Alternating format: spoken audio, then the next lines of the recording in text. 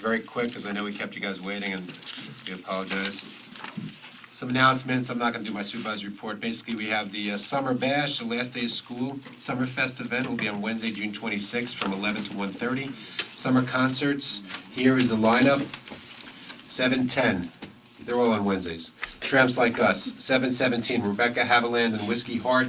7:24. Arena Rock Tribute Band. 7:31. FDR Drive. And 8:07. The Hawks, which is a cover band that plays a little bit of everything.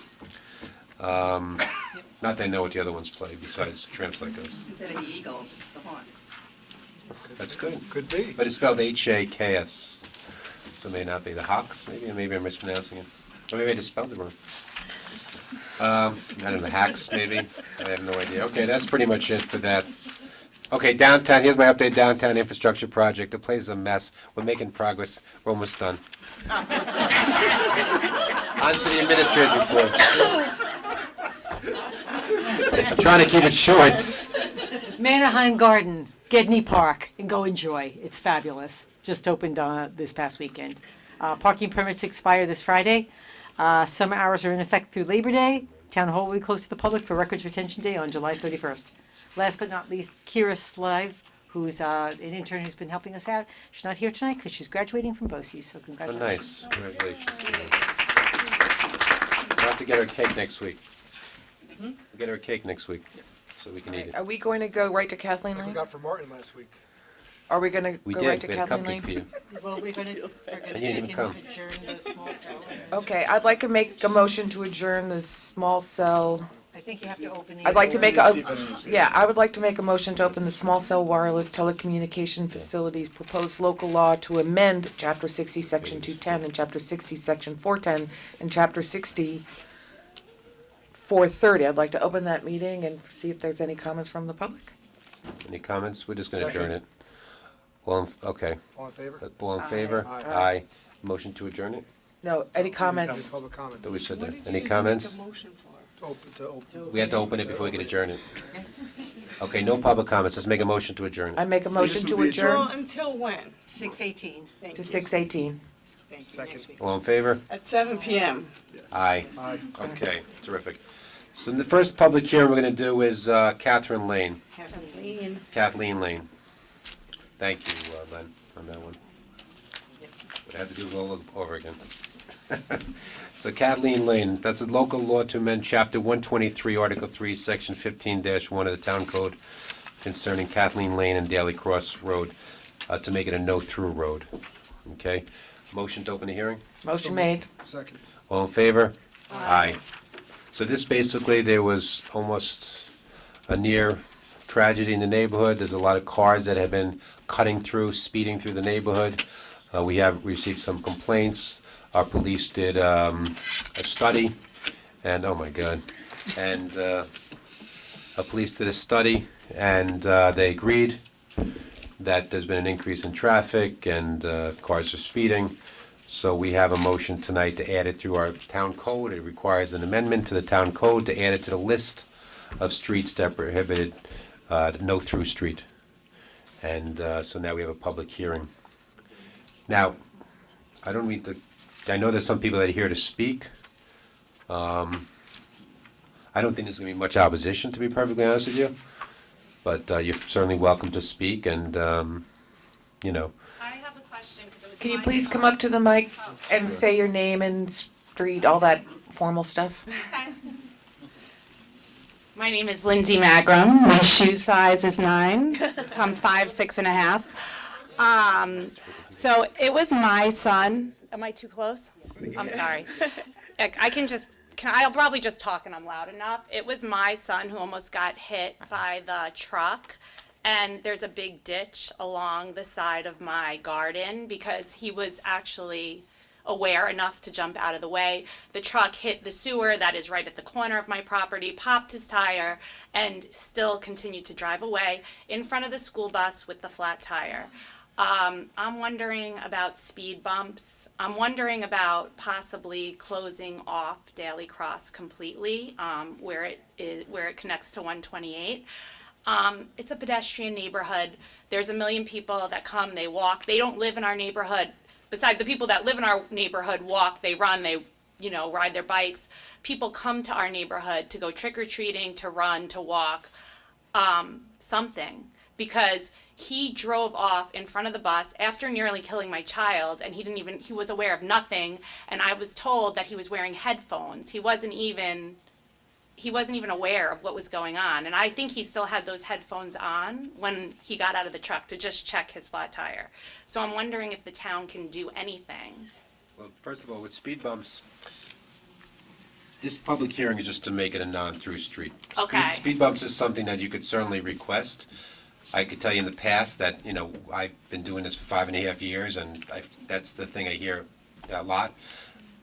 The chief and the DPW, then they don't like speed bumps for a lot of reasons. I can actually send you the list of reasons that I have saved that I usually They send. tear up the road plowing, so I just don't Well, understand it's why not just that. What happens is, I can send you the whole list. Okay. But like, for example, they find that cars actually slow down to go to the speed bump, then they speed up in between speed bumps, and when landscaping vehicles go over them, they make a ton of noise. We have landscapers here tonight. There's a lot of issues with speed bumps, but that's not something that's, you could certainly send me an email, we can Okay. forward it to the chief, but we don't really need to, that's not And gonna be a then, decision we make. and then the no through, is there a possibility to get signs of, either to change our yield sign that's in between Daily Cross and Kathleen to a stop sign, or to have the kids crossing with the school bus or something? Is there a way to get other signs? Yes, that's something also, you'd send us a request, we'd forward it to the chief, they'd do a traffic study. That doesn't need us. Okay. This is just because the reason we're involved in this, and I'm not saying we're not interested in this, just Okay. doesn't necessarily have, that's not something we decide. Okay. This is on this agenda right here because this actually requires a town code change, literally just adding a street to the town code as one of the streets that are Okay. not no-through streets. So then I would send that email to the police? Send or it to me, you? and I'll Okay. forward it to the police with all your requests. Okay. And the chief will respond. All right. And by the way, if they close a road, that's a whole different issue. They have to do traffic studies for that. That's not something we decide either. We technically, It may be that it was already done, but I think Yeah, still my have to put the understanding is request in. that the traffic study was done as a result of Yeah. the feedback that they received from you Yes. and from your neighbors, and that this was the recommendation of the police department as an actionable next step. So Okay. if you're saying, this is great and we need to do more, More. I think you should follow up with the chief in that regard. and they didn't Right, go over the but- signs though. We didn't talk about the signs. That was never suggested. They didn't look at that. Well, That's a I different don't know issue. what they looked or what they didn't look at, but We should the make- fact we should make that the we make request. one change doesn't mean that we shut the Right. book and walk away. We Exactly. would do subsequent studies to see whether or not we've had the impact that we intend to have. If not, they will go further Okay. in trying to figure out a solution. They're just not gonna walk away from it and say, oh, well, we did the no-through road, we're done now. Yeah. And So, can yeah. I just ask you too, it's a horrible story. I'm really sorry you went through that. Thank you. Was the truck anything the town has control over, like what is a garbage truck, anything that we contract out? No, I don't believe so. It was Gabrielle's. I think they were making a stop at Kittle House. I think they delivered to Kittle House. I think the problem is also with all of these businesses popping up, the Whole Foods, all of this, there's a lot more trucks driving through. Right. And it's over 65, we're not a I double see that in my line. neighborhood too. I Yeah, know. it's like Yeah. we're not a One double more thing you line. may wanna add to the list that we can also do is put a weight limitation on the trucks that travel your Oh, neighborhood. okay, So that's addition to the excellent. sign, so I think when you, No through would take care of that. Yeah, shouldn't. well, it's still. Except for local deliveries, it No, can't the be trouble that. that we have, because I'm a cut-through road and we have a weight limitation on our road, and our road, literally two cars cannot squeeze by, and it's probably Right. like straight down with a wall on one side and rocks on the other side. Uh-huh. And what happens is the Waze Yes. thing, whenever there's traffic or if things get yellow, everybody kicks alternate route, and then they start taking them through neighborhoods that never really had that problem before. Right. So I think that if there's both a weight limitation, things like that, I know that I was gonna talk to Jill about us contacting the mapping companies to take certain roads out of commission, particularly like in my road, when there's an emergency, like a snow emergency or torrential rains or something like that makes conditions even Oh, worse. yeah, that would be very helpful. Thank you very But much. that- And I will put in a call to John Crabtree and talk to him just to notify that trucking company. Okay. Yeah, that I they need to believe speak that's to where their they were drivers. going. Does anyone know from Rolling Fields if that's where they were necessary? I think the police said that. That's where they were going. I'll Okay. talk I to think him. the key is after this is passed, and I'm quite sure this is gonna be passed, that we notify the GPS companies. Right. Because the trucks, they have special GPS systems because the roads that they're not allowed to go on, and then once we notify the GPS systems, the trucks are not gonna take them through your neighborhood, Okay. you know? And they may know it already, but then they'll be But- violating the law. But the point is, the key is updating the GPS system so that it's not on the route anymore. It's not the most direct route. Okay. Yes, and I understand. And I think the other suggestions will be great as well, because just to make it as safe as possible, whatever we can do. But send me an email, we can follow up with the other issues with the signs and with Yeah. the speed bumps, but, yeah. The weight limitations as well. Yeah, thank you. All right, any other comments?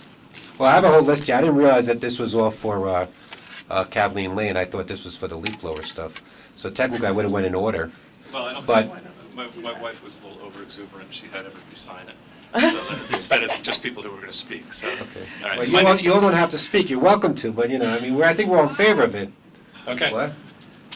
Let them speak. right, Matt. My name's Kent Thomas, I live at 5 Kathleen Lane, adjacent to Lindsay. I was present the day that this occurred. I'm glad that the town board decided to do this and that it's going to actually, in fact, be implemented today. I'm very concerned to make sure that it is taken off of the GPS, and I heard mention of trucks, I didn't hear mention of cars. I want it taken off for both, or I think we need to take it off for both. It's gonna be GPS, All right. But just to go back a little bit, there was a study done in April because of the impetus was this woman's son. But there was a study done in 2015 because the neighborhood believed that the speeds were too fast at that point even, okay? And I sent an email to, I don't know if you all got it to read or not, but the increase in 2019 over 2015, 102% increase in traffic, so double. 114% increase in vehicles going in excess of 10 miles an hour, okay, over the speed limit. What's that based on? Huh? This is that based based on the, Trish from the police department gave me all the studied raw data, Yeah. okay? 644% increase in vehicles that were going 15 miles or more above the speed limit, and 10 vehicles going in excess of 65 miles an hour. Okay, now, this may be an effective solution or it may not. What I would ask the town board to do is instruct the police department to, because summer months are different traffic patterns than the rest of the year, that in September to repeat this study so that we can see what kind of data we get from that and compare it to what we got in the April study here, so. Some of the things Certainly reasonable. Some of the other things we do as a town also is when people request, they used to have this in a newsletter, I haven't in probably a year, but we have those signs. I know this is gonna sound somewhat silly, but we have those signs that the police give out that say, drive like your kids live here. They certainly can't hurt. And then we also have the speed radar signs, which are rotate. The police rotate them to the various locations based on complaints of speeding. Right, we have not had that yet in our. We could ask them to do it, but typically those requests come from neighbors who say, because, like I said, I'll put it back in the newsletter, but it used to be something, hey, if you want one of those signs, send an Right. email. And then we also do enforcement. You could have an officer park there and start giving out tickets, so people know that they're gonna get a ticket. We would That's not appreciate instead of That's the anything only you thing that said. works. Well, we'd appreciate that. That'd The be other great. stuff could work too. Listen, the signs that we got, those electronic signs, also say like, slow down, you're driving too fast. Studies have shown that those guilt-conscious type of signs actually do work. So I would also second having a study of some sort of potentially cutting off Daily Cross at 128. I think it would make such a more peaceful neighborhood. That dead end there could be used for block parties, for children to play in, for that kind of thing, which we really don't have in the neighborhood right now. So I think but let me, if I may, if the town board will let me, can I have everyone who showed up here from Rolling Fields either raise their hand or stand up so that you can see exactly, would you all stand up or raise your hands? What an issue this is in our neighborhood, okay? I mean, Impressive showing. yes. So we really need to have something done going forward, and we can't have the ball drop. I will take the lead if I can in trying to get some of the people in the neighborhood to organize something with the police department to try and do a study as far as whether it's viable to cut, to close Daily Cross at 128 or not. But it seems like it would be a really good thing for the neighborhood. Well, they would have to do a traffic study, That's fine. because, when you close one street, the cars have to go someplace else. I'm not just talking about the cars that are coming through, I'm talking Right. about the neighborhood cars, and they gotta figure out, they gotta do Fire, studies. they have to look at all of that. Yeah, Like okay, I think it would be minor emergency inconvenience, services. but I understand, yeah. But But to the me- idea is to try and force the traffic back out onto 128 and 117. Then we have to go on Horseshoe, and all the traffic's gonna be on Horseshoe, make a right onto Armonk Road. Well, let's So I don't study think it. that would be very- Right, no, they have to look at Those are that, type that's one issues. of the Those things. type they issues, look yeah. We'll examine it. But by the way, in our defense, and I'm talking really the police as well, we got that email, and the police did the study, they made the recommendation, we set the hearing. Granted, we didn't notice it the right way at first, but we had to reschedule for 2 weeks later, and here we are. And it's all this is all in like 2 months' time. Okay, we'll be able to. Okay. And we will That's talk nice. to the police department about actually having an officer patrol there to ticket, Okay. because to me, because I see it in my neighborhood all the time too, the only thing that's gonna stop people is knowing they may get a ticket. All right, I appreciate your time, thank you. Thank you. Anybody else want to talk, you're all welcome to talk, but, when I was in court, the judge used to tell me, if you know you're going to win, shut your mouth. Learned that when I was a young attorney. But there may be people who are against it, so. Good evening, my name is Andre Odante from 15 Kathleen Lane, and short comment to let you know that that corner of 128 and Daly Cross, I've seen people killed just making that turn from 128 onto Daly Cross, because there is extremely short amount of vision going into Armonk. The trees need to get trimmed back on 128, so you can actually see to make a right-hand turn. Well, send us an email, we'll send it to So the state. it will be a good state leadership. road. Okay. They do it, believe it or not, Thank they you. do it. It takes longer than you would want them to do it, but they do it. We'll do it, we'll do it. Are Thank there you any very other much. comments that people would like to say on this topic? Motion to close the public hearing? Let's close the hearing, let's vote right now. What? Second. All in favor? Aye. Aye. Do we have the resolution? I mean, we do have the resolution, does anybody have it handy? Is that one of our resolutions, Christina? No, then it's not a problem, we could just. So why don't we take 5 seconds? So it's just a, We can do it, Nick would do it. But but Nick, it's why so don't you late. make the resolution and I'll make the motion. Right, so it's a motion to adopt the local law to amend Chapter 123, Article 3, Section 15.1 of the Town Code concerning Kathleen Lane and Daily Crossroad. so moved? Second? All in favor? Aye. Done, okay? And we'll work on the other stuff, send us emails, please. Okay, thank you. Have a good night. You're more than welcome to stay for the leaf blower stuff, it's, only one thing better than traffic issues, and that's this.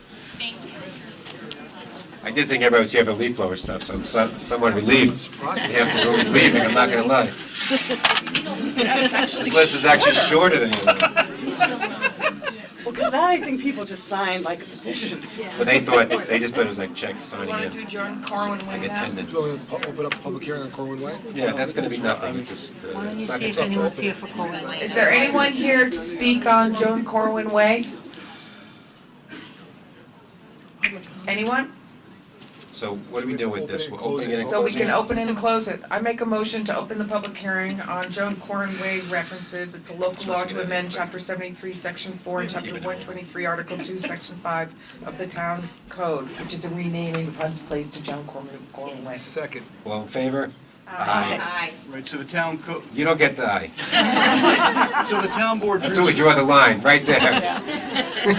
So the town board previously adopted a local law amending the code to rename Hunts Lane Joan Corwin Way. There are 2 sections of the town code that actually use the phrase Hunts Lane, so now the town code needs to modify it to reflect the new name of Joan Corwin Way, and that's what this local law does in the 2 places where the name was, the old road name used to be switched to the new road name. I make a motion to close the public hearing on the amending of the Town Code. Well, you gotta slow down a second. I know you wanna go home. Should we just leave it open? Should we leave it open for Just a public Friday? comments? You can, there's no rush because the law doesn't take effect until September 1st in any event. Yeah, So because might we as usually well don't for vote on things the Right. same night. We No, have no, a I public wasn't saying hearing, vote, we I'm allow just saying that. close the public Okay, Right, hearing. but we're not closing it. We'll just leave it open. You're closing the public hearing. And to leaving leave it open for public written For comments. written comments? To be For received a by the- week by 5 PM on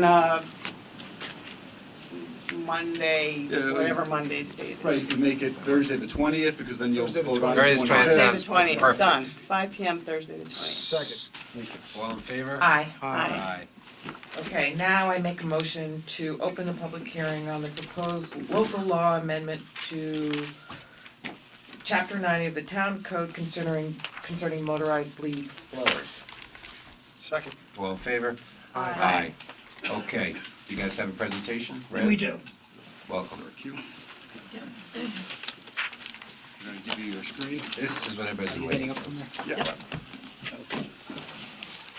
We'll take it first one. I'm not. Give me a chance to get closer to the computer. Is there a list for speakers after this? Yeah, it's up here. You come sign, you You come. can come up, sign. In fact, do you wanna just take it and pass it around in case anyone else wants it? So, thank you, Town Board, for having this public hearing. We're here to give you an update on the law, and we appreciate your listening and taking this with some seriousness. So let me start off by giving you an executive summary. The SAB has been conducting this research on leaf blowers for over 2 years now. We submitted to the town, as you know, a law about a year ago, for which we then had a public hearing. We had a number of people show up, people that were both for it and against it. At that point, we felt it was best to hold some listening meetings with a variety of the stakeholders. We did that because we wanted to find out really what the issues were. We thought we knew them when we presented it the first time. When the public hearing came, we found a lot of new issues, a lot of concerns come up. We felt we needed to dig in a little bit deeper, and that's what we've done. To that extent, we've produced, and you have a copy of it, a report called the Newcastle Proposed Leaf Blower Environmental Protection Law, April 2019. I believe it's on the town's website, if anyone wants to see it. What I'm going to present tonight is a synopsis of what we found in that research that helps support both our view and other views, so that we can come up with a ordinance or a law that made sense for the town. What? I have a question. This is my first time I hear about that, but what is SAB? SAB stands for the Sustainable Advisory Board. This is a town board where we look at environmental issues that need to be proposed. So this is funded by the town. Well, it's volunteers. It's a I can give volunteer, you double my salary, but pretty much. It's all, volunteer committee. okay. Any other questions? No, it's just I want to, Sure. in order for me to understand what are you saying, I have to know what is going on in there. Thank you. Sure. So and when we finished with our analysis, we came up with a revised solution to the town. And the revised solution will allow gas leaf blowers during the off-season, and the off-season shifted a little bit, if you recall. It used to be May 15th to September 30th. Now it's June 1st, and I'll explain a little bit more about that in a few minutes. But we're now allowing electric blowers during the summer months. We heard the concerns about being able to remove debris from hardscapes and the like. We've done some research. We found that the electric blowers are capable of doing that today. So we believe that's an adequate solution during the summer months. We also have the number of exemptions has grown, if you noticed. Now, besides just being playing fields for the town, we're including tennis courts for associations, for golf courses, and more including golf courses. I'll talk more about that a little bit later. The exemption also includes cemeteries, and as it originally did, it includes the repair of potholes or paving operations. So with all the exemptions increasing, we are working with organizations to help mitigate the movement from gas leaf blowers to electric leaf blowers. and I can get into more details about that later on, but we feel that's the way that these exemptions can eventually also be on electric leaf blowers and not rely on gas year-round. We're exploring enacting a certificate process for landscapers. Haven't come up with a full plan yet, but we'll work with the town to be able to do that. We think that's a good way to bring landscapers into the fold and give them the certificate or badge or whatever that may be. Don't have enough details to go into anything more about that, but that's part of our rollout process. And finally, we're asking that the town board reassess the law in 2 years because we believe technology is going to progress to the point where that makes some sense. The certification process, is that more for a general green landscaper or solely as to Work in leaf town. blowers? So as To the leaf blowers? it's to landscapers that are working in town. So No, in I other words, recognize we're that. going to register landscapers and give them permits in order to be able to No, work in this town? no, we don't believe that that's the level that we're gonna go to. What do Is- landscapers do now if they don't have electric equipment? All right, Well, we're gonna have time for We're gonna have questions. public questions after. Okay. Just to clarify your point, I think what we talked about at the last meeting, Right. Hala, was that it's a voluntary thing, that if a landscaper prides themselves on being, green, committed to the environment, and they have certain equipment that they use and certain practices that they employ, and if it meets a standard that we adopt, we would give them like a green certificate, and if they wanted to use that for their marketing, they would do so. It's all voluntary. Thank you. No problem. So what were the concerns raised by the residents? Well, after examining many emails that came in, listening to stakeholders, we came up with the fact that there's really 6 different categories. One of them, there was a concern about the seasonal ban, May 15th, June 1st, where it should be. The second is noise. The third is greenhouse gas emissions. The fourth is the effect on residents' health. The fifth is property aesthetics. And then last is the exemptions. I'll go through all of these briefly. Again, if you want more details, they're all in the report. I asked you to read it to get more acquainted with it, but let me give you some. Is that report going to be available to us? It's available already on the website, Where do we get it? on the town website. I didn't see anything on the website about any of this. It's underneath the SAB committee area. It's all out there, on and the we'll have website. time for questions, but it is all there. It's all there. So, seasonal ban period. The first thing that was raised, the effective dates of the seasonal ban. We understand that we need to probably fit into what most of the towns in Westchester are doing, so we shifted the date from May 15th to June 1st, so we can coincide with the majority of the towns in Westchester. The second thing is ELBs, ELB stands for electric leaf blowers, should be allowed during the seasonal ban on gas leaf blowers. Well, we've included them now for all during the year that they can be used. Gas can only be used off-season. And new gas leaf blowers are equivalent to electric leaf blowers and should be allowed all year long. Well, that's a little bit harder to deal with. It's hard to distinguish newer versus older when it comes to a gas leaf blower. The only way to really do it is to be able to go up to the device, the blower, and see if there's an EPA stamp on it or a model number and then go look that up. There's no way really to tell whether it's a 2-stroke engine that's polluting or a 2-stroke engine that might be muffled. So we don't feel that the law should allow gas leaf blowers of a certain nature, because it's going to be too hard for someone to distinguish, oh, that's gas, it's a good gas blower or a bad gas blower. That's why we changed the law that we're proposing to be electric leaf blowers during the summer months, because we believe that they can do the job, and we have support of that from some landscapers and others, and gas leaf blowers during the off-season when you need that extra power. When it comes to noise, residents said leaf blower improvements have led to less noise and better quality sound.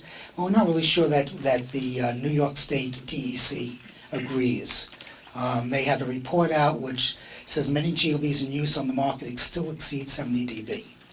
So with that, we felt that allowing gas leaf blowers all year was just not the right thing. Leaf blowers are so noisy that I have to keep my windows closed in the summertime. Not much more I can say about that. We did find a report from ARUP. ARUP is an independent research firm that does research on a lot of different topics. One of them is environmental. and they found that GLBs have more dangerous noise levels than electric leaf blowers.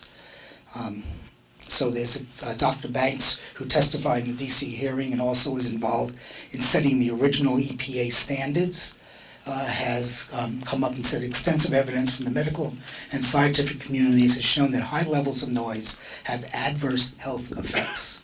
So we believe noise is an issue and that needs to be addressed, and one of the ways is to try to limit the use of gas leak blowers during summer months. Greenhouse gas emissions. What we heard from residents and landscapers is a leaf blower ban will not have a significant impact on reducing emissions. SAB has estimated that it would. The SAB has estimated that the law would eliminate 135 metric tons of CO2 each year, which I think is equivalent to not driving 29 cars on the road every day during the year. The town would then be a leader in regulations for surrounding towns. When it comes to, then we have a landscaper who works right here in Westchester, and he is a green practice. He tells me that we take care of 40 to 50 acres a week, and they use no gas at all. Battery-powered sprayers, chainsaws, mowers, blowers, etc. Are used. It's possible, and we are the proof. We avoid 500 tons of carbon GA gashouse gas emissions this year and have grown at 40% for 3 years straight. Landscaper right here in Westchester, the type of landscaper we'd like to have in Newcastle and be certified if that's a program that we come up with. The next issue is the effect on residents' health. I'm going to bypass this one right now because I do have an expert here that I'd like to bring up after I get done for a brief presentation or discussion, who's very much involved in the health aspects of gas leak blowers, or not health aspects. Are you gonna get back to that? Because I noticed about ticks up on top there. Could you allow us to, let me finish my presentation? You will get back? Sir, he said he would. There'll be time for questions. Thank you. Okay, so that takes me to property aesthetics and the effects on home values. What we heard is the inability to use gas leak blowers to maintain social norm of property, and maintenance will reduce property values. And they also heard that the increased restrictions on residents' ability to do what they want to do will prevent people from buying in the community. Well, the best place to find out whether this is accurate is we went to towns that have this in effect. We spoke to people in Scarsdale, the realtors in Scarsdale, to say, has there been effect? Have the values of homes dropped in your opinion? And their answer was no. They do not see any effect. As a matter of fact, one or two of them said that being a green community is something that the next generation, the generation moving in, is looking for, and that's a positive, not a negative. So we don't believe that not using gas leak blowers will change the aesthetics of your property, and we have not had evidence that from outside realtors in towns where this has happened, where there's been a drop in value. Landscapers will charge more if they cannot use gas leak blowers. Again, there's no evidence to support that claim. It's one of the claims that's raised always when it comes to some change like this. The new change is going to cost me more, but we haven't in towns like Scarsdale and others found that there's been an increase in cost. There might be a difference in the service they offer, but there's no increase in cost typically, because it is a supply and demand market. And the last thing is I cannot maintain my property without my gas leak blower. Well, you can. We have, again, turned to some experts. The expert that I brought in for last public hearing, who's a landscaping company, we asked him about the ability to maintain a property during summer months with electric, and he says it's very doable with today's world. So we believe that electric is a good alternative. Exemptions. Why are the town, country clubs, and schools exempt? Why are homeowners associations not exempt? Well, homeowners associations are now exempt, but I don't think that's the right course for all of us to be following. Town and the schools are not exempt, by the way. The only exemption is for the playing fields. So they can't just use gas leak blowers to blow around the administrative buildings. It's for playing fields only, or playing fields and tennis courts. The SAB is proposing legislation including an exemption for cemeteries. I told you that before. But more importantly, we're working with an organization to bring a program to town that will help the town transition from the use of gas leak blowers during the season now to electric. Our hope is that this exemption is not going to be needed when we look at this law again in 2 years, because we'll have an organization that will help guide the town from where they are today to an all-electric use on rec fields and the like. We're hearing that this is possible. We have evidence of it happening in other towns. Southampton is one local town close to us that has done this, and we believe that this is really the course for the future. So to help us get through it, we'll be working with organizations that might come in and help educate if the town wants us to. Related issues: enforcement and compliance, education outreach, alternative restrictions.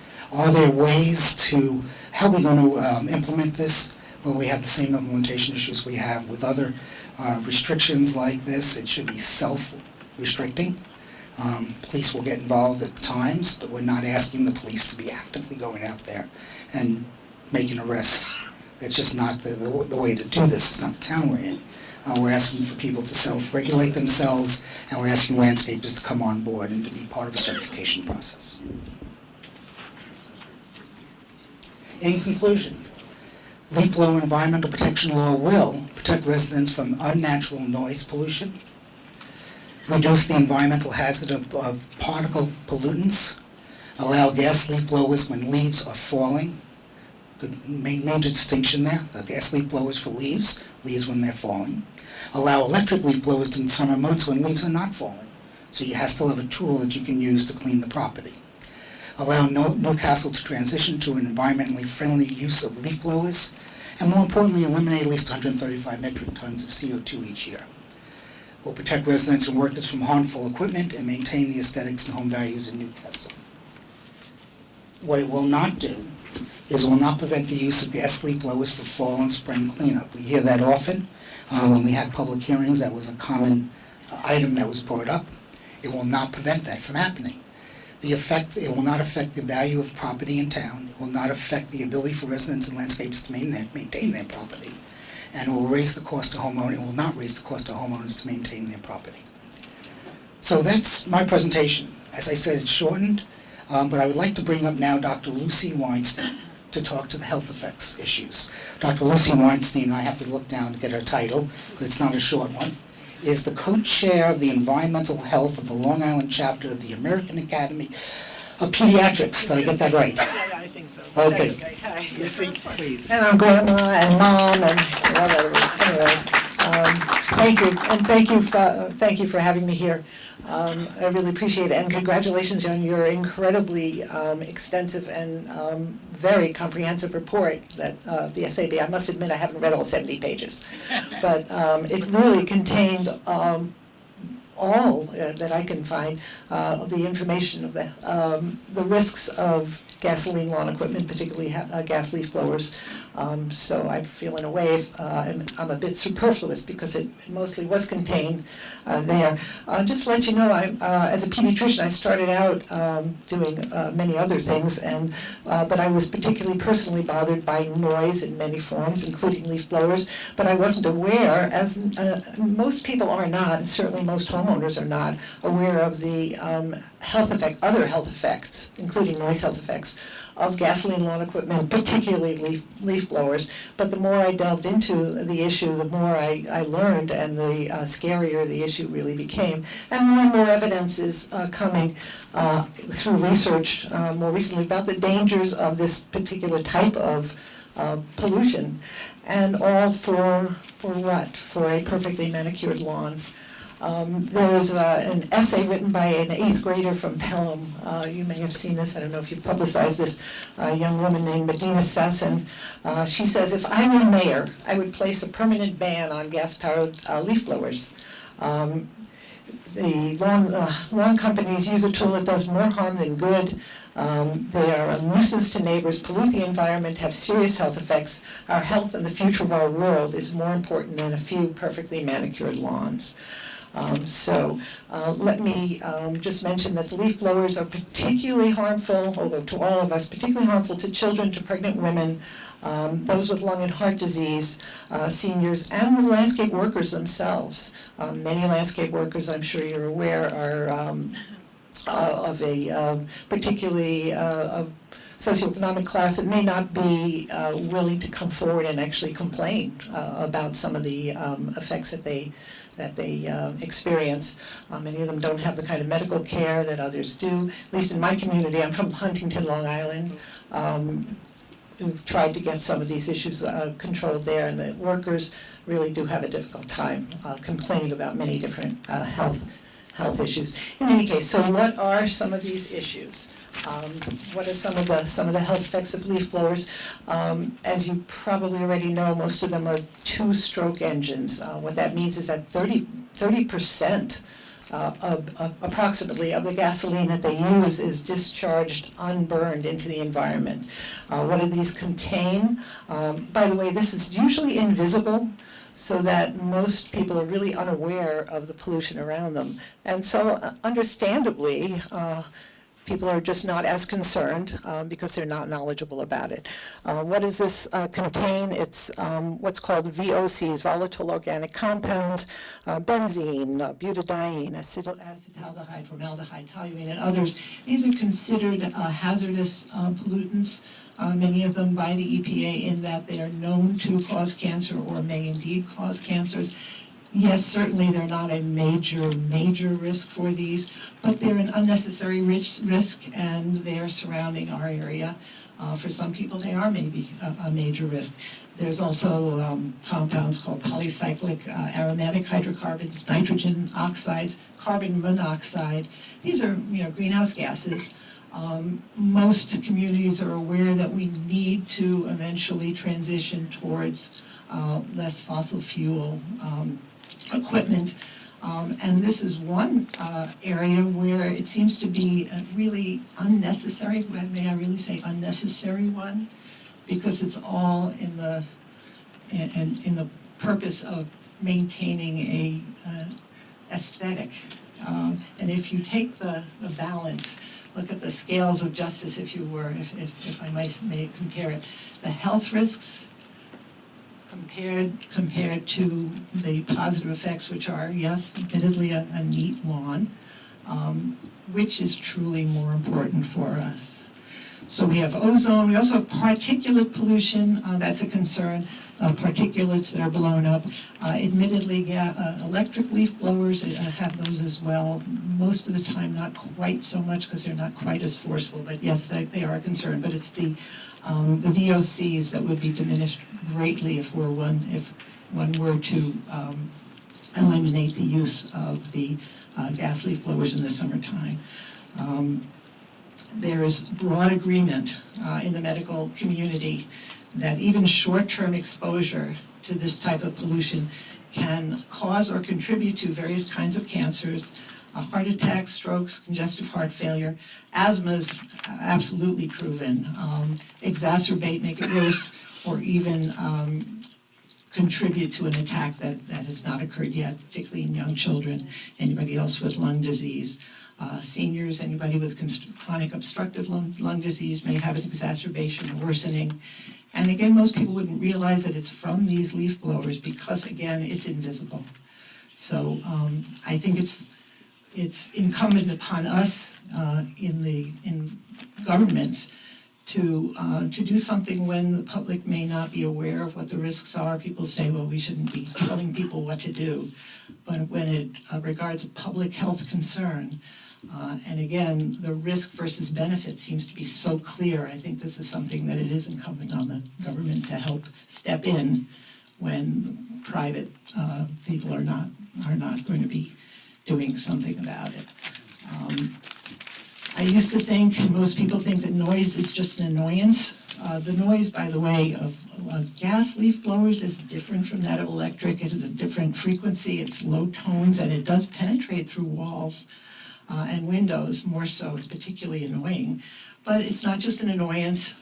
There's definitive evidence that noise, perpetual noise, even sudden noises, not on a regular basis, can contribute to serious disease. The body reacts to noise with increased cortisol, with stress hormone. This leads to higher blood pressure, also high cholesterol levels. They've actually shown that workers who are frequently, this is a recent study, workers exposed for long periods of time with high noise levels, too high noise levels have increased blood pressure and high cholesterol workers. Other effects, of course, sleep disruption. How about people who work during the nighttime hours and really need to sleep during the day? Their sleep is disrupted. They've actually shown that school performance of children is diminished. Cognitive performance on standardized tests in noisy classrooms exposed to more noise than similar children in a different area of the school where there is not this same noise. So cognitive ability, I mentioned sleep disruption, hearing loss, of course. We won't even talk about that. But if you think about the poor landscape workers who are exposed to this, most of them unfortunately don't wear the protection that they really should. And as I've said, many of them are reluctant to come forward and ask for, to be appropriately appropriately protected. And they're suffering frequently from vibration sickness, from the vibration of the machines. They also other, injuries, eye injuries, etc., and other previously mentioned conditions. Basically, in summary, there's just so many medical risks, health risks of the gas leaf blowers, and it would seem to me, not just me, but anybody in the medical community, that risk-benefit makes it such that there's really no question in our minds in the medical community.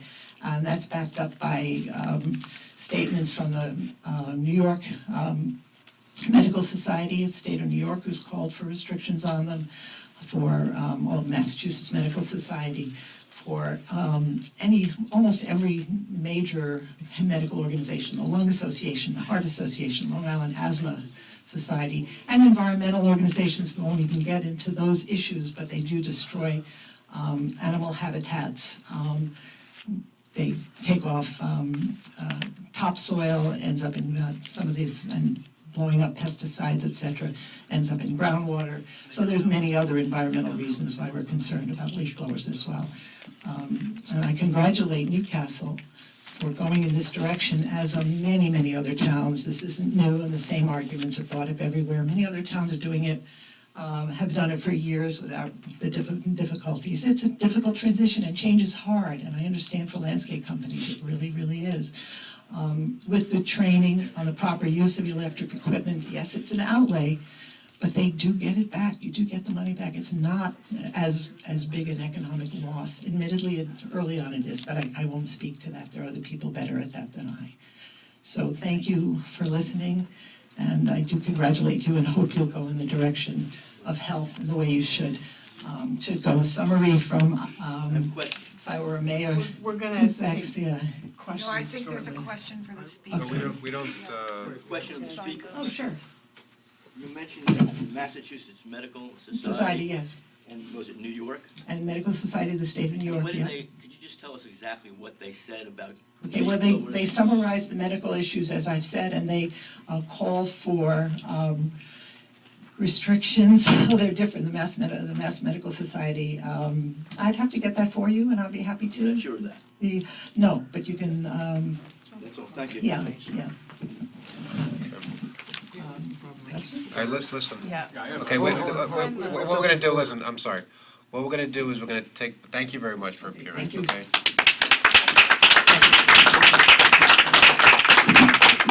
You're not gonna be subject to cross-examination tonight. What we're gonna do is take public comment now. Yeah, please, thank you so much. To leave and drive back home, because I just came back from New York, and I apologize. Okay. Good night, thank you. Yeah, I can get the information if you, Brand has my. Send it to Send it to Brand. I can have I can send it. Okay, Be the happy first to- person and who's, other questions, I'll be happy to try and answer them for you. the first person who signed the list is Scott. Now, I have a question Red before you board. proceed, if I may. No, you may not. We're doing it in order on the list. Do you want to put your name on the list? My name's on the list, but I have a Okay, then question you'll wait your about turn. order- About the order of things. If you put an expert on, and they say things, why aren't you able to ask them questions to understand what they're saying? Listen, she was here as a speaker. As an expert. That's Okay, what she we're was not, presented as. we're not she's not here as an expert for That's the what she was town, presented as, sir. as a town board. She's here as a speaker for the Sustainability Advisory Board. Okay, she gave her presentation.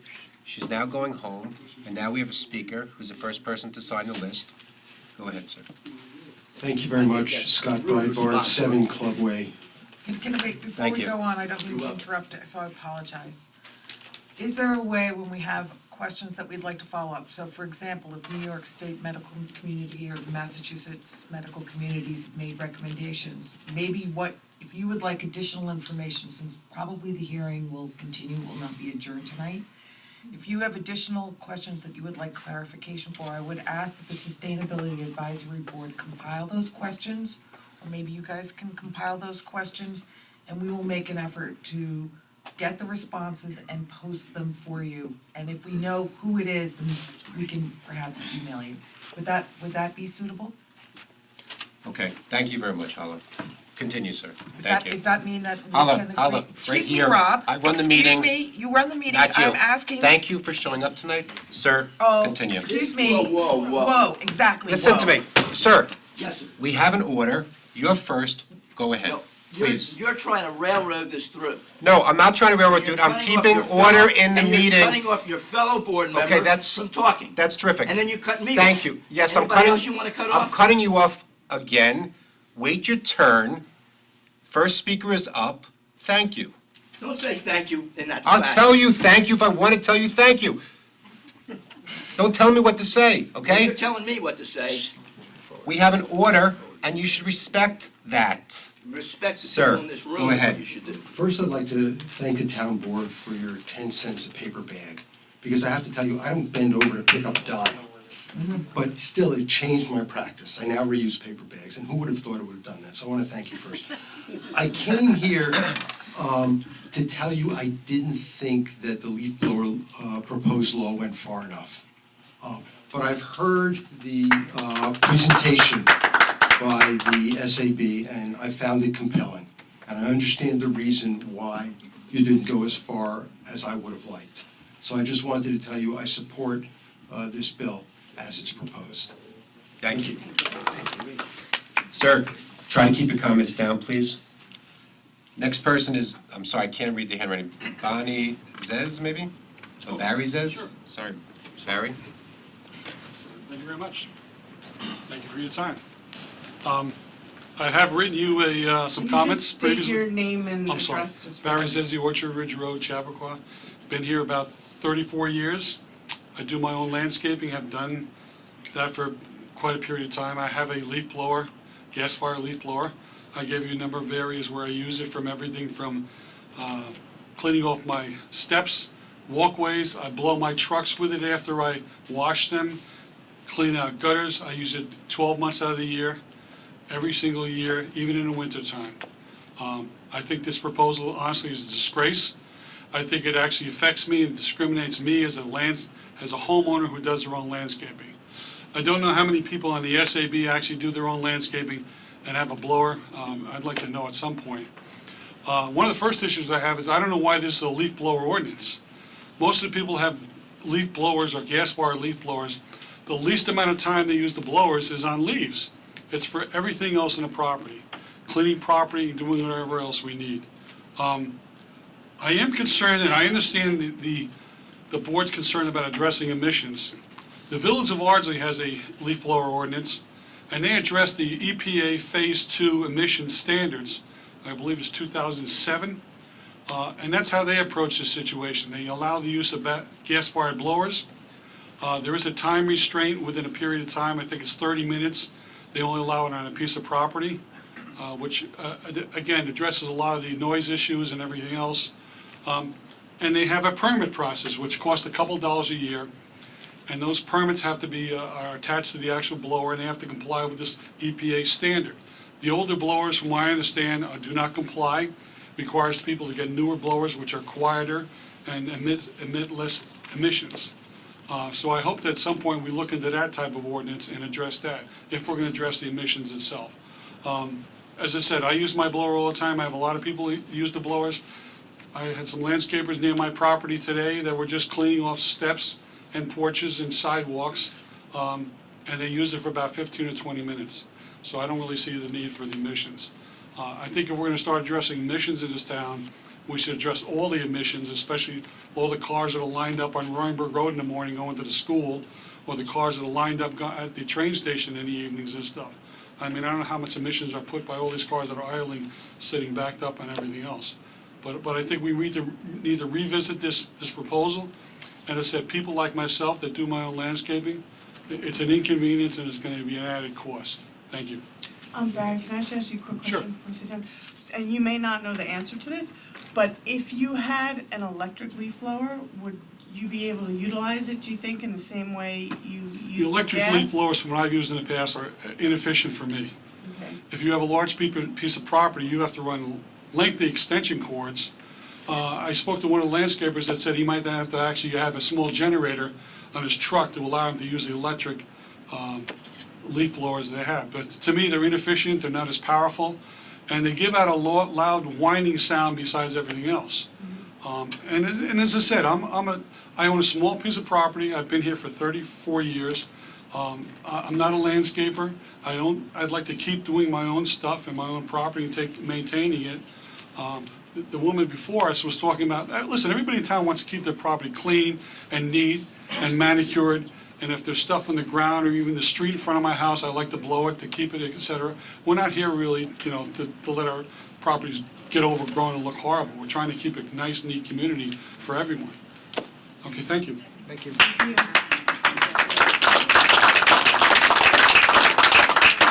Tom Sarachi.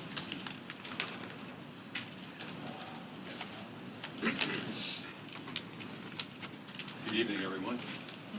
Such a dramatic pause. I brought with me this evening some information about batteries.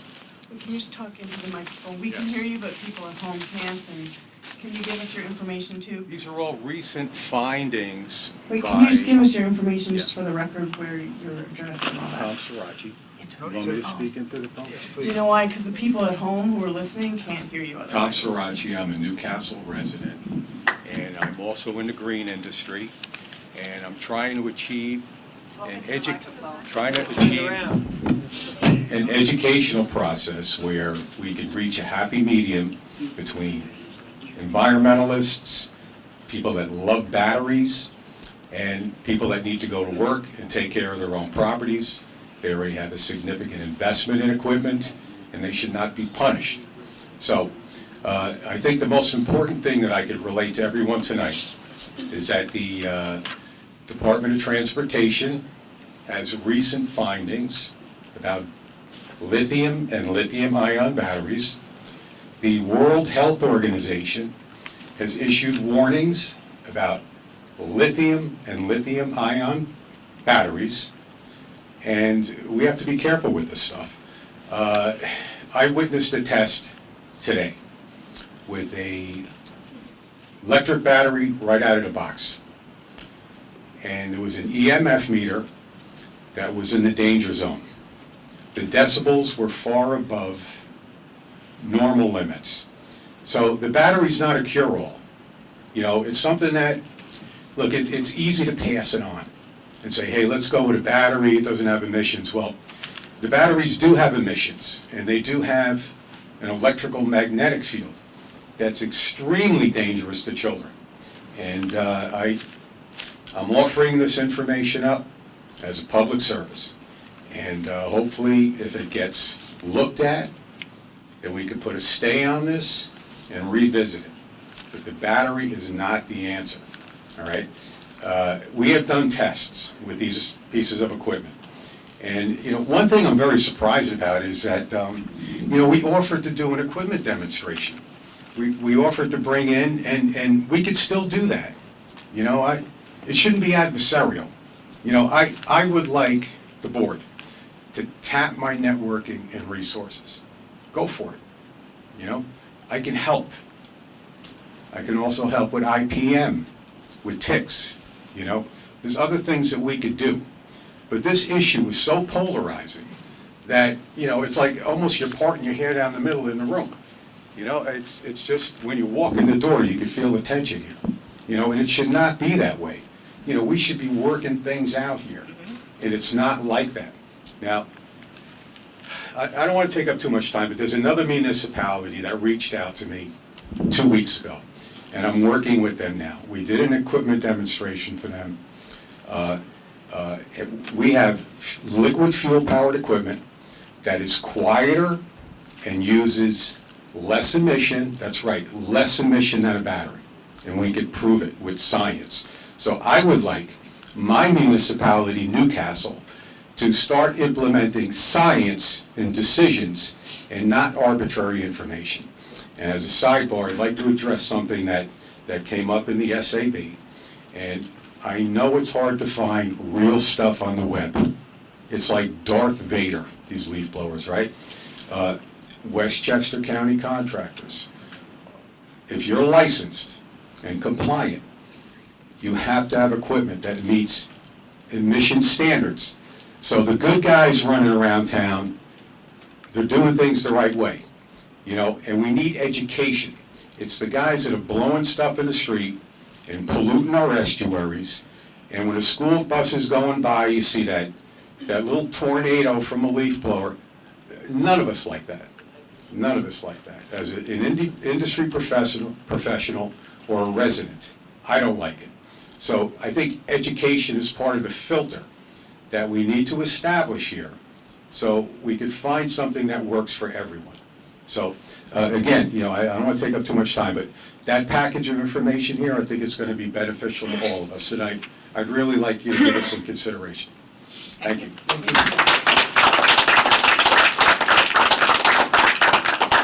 Sue, Mini? Sue. I'll speak for her. I'm her husband, Ken Thomas. Hi again. 5 Kathleen Sometimes I Lane. read the wrong names, This and is I'm telling great. you this is Sue. This is a twofer for me tonight, which is really very Mispronounce good. it? But No one else, Johnny Cash fans, no one? first of all, I'd like to thank the SAB for all the research they've done and Rand for his presentation.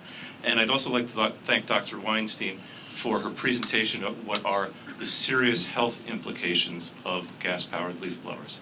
There's no doubt about the information that she gave and the fine particulates that can be inhaled into the lungs, and the fact that the contractors don't usually, I don't think there's many who provide health insurance for their employees, so they're asking their employees to put their health at risk for them, and the risk of the residents and the homeowners. Okay. Now, I support the current legislation. I'm sorry that it was rolled back from the May 15th date, okay? And what I would like to see, and I'll tell you an anecdote of why, but I want to see peaceful times provided at all times of the year so that residents can figure out when they can enjoy their properties and their outdoors, okay?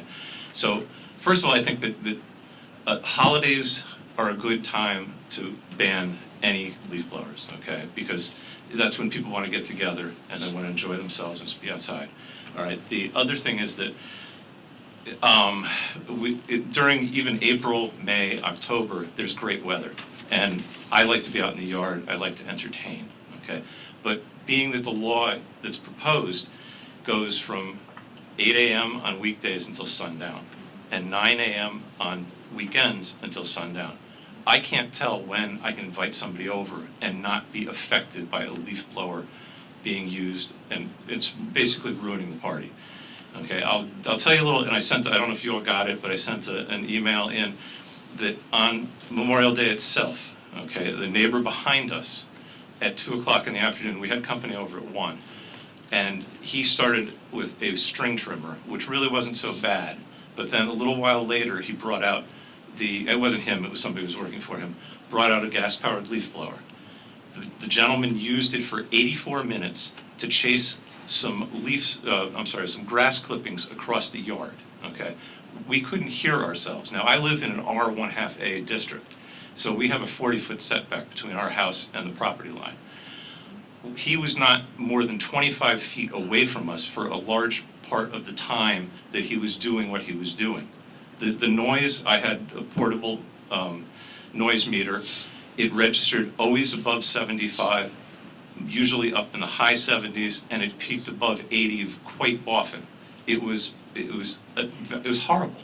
And in addition to the noise being horrible, it just really grated on me and grated on my guests, okay?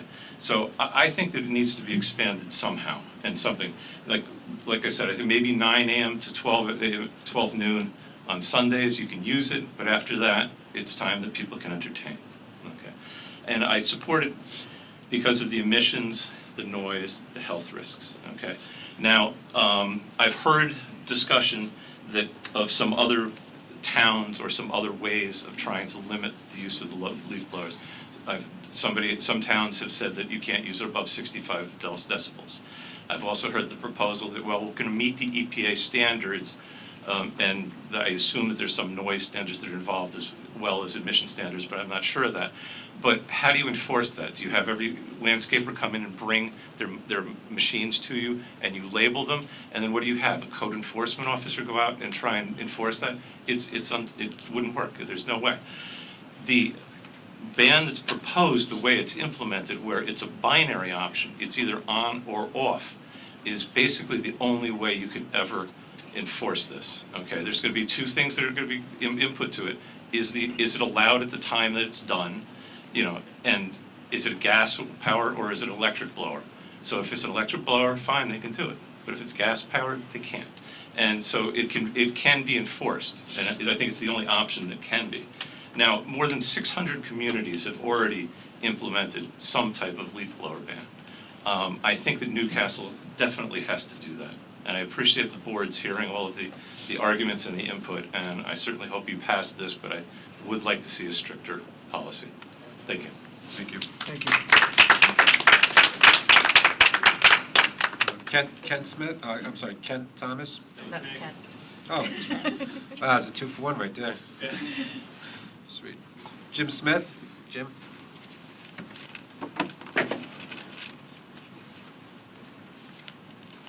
Hi, everyone. I'm Jim Smith. I think it's been clear along the way here that I've been opposed to this legislation, opposed to this current legislation as written. You know, I think as I said today online to some folks, this has been a big movement by the SAB, and I thank them, and I thank the town board for considering that and really listening to residents at the last public hearing in November. I think that was a big deal and it made a big difference. I'm still opposed for a few different reasons. One is perhaps it's a legal reason for something for you all to consider, is that leaf blower regulation needs to be about noise. If you look at the most recent proceedings in DC, where they passed a gas leaf blower ban, they were very careful in that proceeding to make the discussion about noise. And in fact, they went out of their way to say that you can't regulate emissions based on, you can't regulate the leaf blowers based on emissions so as not to preempt federal law, the Clean Air Act. So I think that's just something the posture of the law should consider if you are going to go forward with it. But really, I think the idea that we start with regulation without having worked with landscapers is a big deal. I think that a summer ban, which by my calculations, I know you guys have a different model than mine, but that we would save 20 tons of CO2 in the summer comes at a cost. And I think that cost is that we're not working with the landscapers all throughout the year. We're sort of polarizing them, and I think it's important that we do. You mentioned some of the programs to work with green landscapers, folks that promote green activity. I think we're risking alienating the folks that really maintain the bulk of our properties in our town by not looking to work with them first, and that it goes far beyond leaf blowers. It goes to other green equipment. And other things that we find important, like the reduction in pesticide use. The second's enforcement. I don't think we should have a law on this until we have worked out what enforcement looks like. That's been a problem in many communities. The idea that we're going to have police going through neighborhoods or neighbors reporting on neighbors remains an issue I think we need to work out. the cost, I think maybe others have spoken about the cost to residents, but one particular thing that I think hasn't been mentioned is the proposal, it's not in the law, but the idea that we would revisit this law in 2 years' time to see how it's working and maybe change it some more. I think that's a lot to ask for residents. If you're signaling to them to go buy electric equipment, and then in 2 years you may ban leaf blowers year-round, or I think you need to, make a decision on it so that residents can have the signal to know what equipment to buy or not to buy. And I think just lastly, I think this law symbolizes more than a summer ban on leaf blowers. I think it's a nod towards a sort of a regulatory culture that's good intention, but I don't think it's likely to reach the goals that we want it to reach, the environmental goals. I think if this was as cut and dry, I think at the last hearing it was said this is the equivalent of banning cigarettes on airplanes or in bars. If it was so clear as to save millions of lives like that did, I think it would be a clear yes. But I think this is something that is much more on the margin and needs to be balanced with other, like I said, the ability to work with landscapers to further help the environment in different ways. So I think, ultimately that relationship we have with our neighbors, when your neighbor's out for 84 minutes in the backyard, and you have to hold up a sound meter to measure it, that's not a leaf blower issue, that's a breakdown in neighbors. And something, that's something that just has to be worked out in different ways. So I'll leave it to, I know there's a lot of people on the list that want to talk, so I'll leave it at that. Thank you.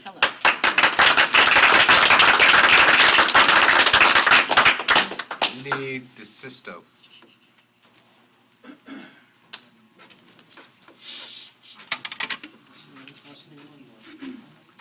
That's me. My name is Vinny DeSisto. I'm from Austining Lawnmower.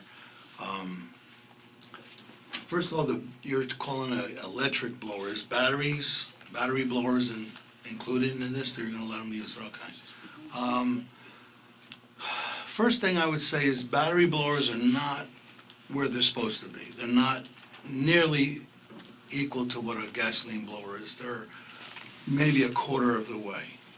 Cost-wise, they are, for most landscapers, you're gonna have to buy a blower and an extra battery, so you're at $900. A good backpack blower is $550. So you're putting a heavy cost on landscapers, and also homeowners and that have already spent the money to buy it. Will the blowers, battery blowers get to where they're gonna be? I think they will. I sell steel, I sell Greenworks. They are working to improve them, and I think it'll be there in 4 or 5 years. It's not there now. So I think, like Tom said, and this gentleman also, is you need to talk to the community and maybe, and I'm also, come to me, I'll give you any blower or anything you want to try, I'll help you also. I'm here to, satisfy both sides, basically. The law is, you have somebody doing road work you have the town doing road work. He's using a cutoff saw, a jackhammer, and then you have a tree company in the next house using a chainsaw chipper, and here's a guy with a blower, and you're gonna give him a ticket and not those other people? It doesn't seem right. So I would really, back off, listen to more people, try to learn some more, and before you make this law. And again, if you're gonna revisit this in 2 years, it's like the gentleman said, it's an expensive cost of using these power blowers. And a lot of landscapers, sometimes they're not too smart and, going there 7 o'clock in the morning and having 4 guys using 4 backpack blowers. So everybody's got to learn. And I just, don't rush into this. I would really look into, getting some more education on it. Thank you. Thank you.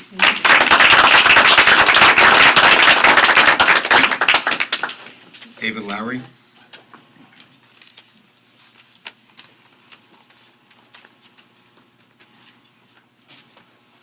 Good evening, I'm Dave Lowry from North Castle Landscaping and Tree Service. I work in your town, okay? With the battery and the electromagnetic fields and all the new information that has just come out in the last 2 to 3 weeks about them, with DOT, OSHA, declaring these things dangerous. They will explode if they get over a certain temperature in the truck. And DOT says that we're gonna have to have them strapped down in a cooler place. You can't put them in the back. The back of a truck is very hot, whether it's in the sun or it's a closed box. You're gonna put that thing inside the cab of the truck when you've got men, and it's gotta be kept cool, and it can't be on a charger when you're driving. So if you've got the battery itself, the $900 to $1,000 for the blower, what about the $350 plus the cost of installation for an inverter to charge this off your truck? Now you've got a 500 cubic inch engine running, charging the battery while you've got all this other equipment running on other jobs. I mean, there's a lot of science and there's a lot of things to look into. I don't think I would like to put my men at risk of this electronic magnetic field, considering one of my employees actually hasn't leukemia, but it's in remission right now. I'm not gonna give him an electric blower. Are you aware what your colleagues are doing in other towns, if that's the right term? What are the landscapers doing who do have these, who have to follow these regulations? I have used electric blowers before, and, you know, I was all about putting in the inverters in my trucks and was ready to do it until they all of a sudden, DOT came out with these findings. You know, So are you aware, but my question is, you aware what other landscapers are doing to address this issue that you raised? Well, I know in Scarsdale, when I worked there, I would watch it because I was down there at 12 o'clock, and the inspector used to sit right across from the driveway I worked in. As soon as he went for lunch, there were 9 or 10 or 15 different backpacks running around for 20 minutes while he's gone, okay? I know that other companies, like we have a chipper, okay? They run the chipper and you can't hear the backpacks, so they do their cleanup while the chipper's still going.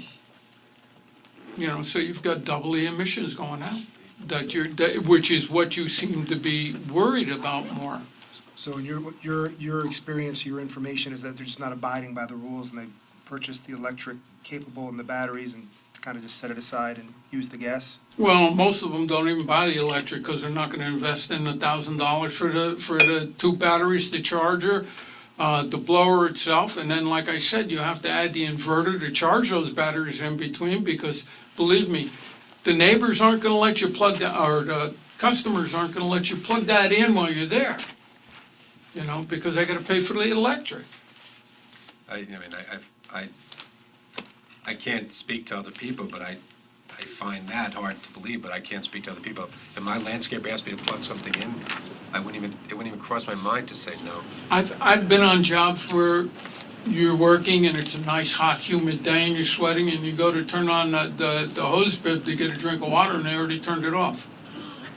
Okay? I'm sure And some people are jerks, that's in this town. Right. That's in, right here in Chappaqua. I'm just talking about electricity. I'm not saying the water thing. I have no idea. Okay. The electricity, I mean, the cost of the electricity, honestly, I don't think it's that. But if. Maybe the solution is that we go back to banning all leaf blowers in the summer. We're hearing so much stuff about these batteries, right? So maybe the solution is we go back to complete ban in the summer for leaf blowers. I think what you need to do is to look at your zoning laws. I think we're gonna do something, to be honest with you. Right, I understand that, but I think you need to look at the zoning laws, okay? Because as a landscaper, I try to we work from 8 until 4, okay, on properties.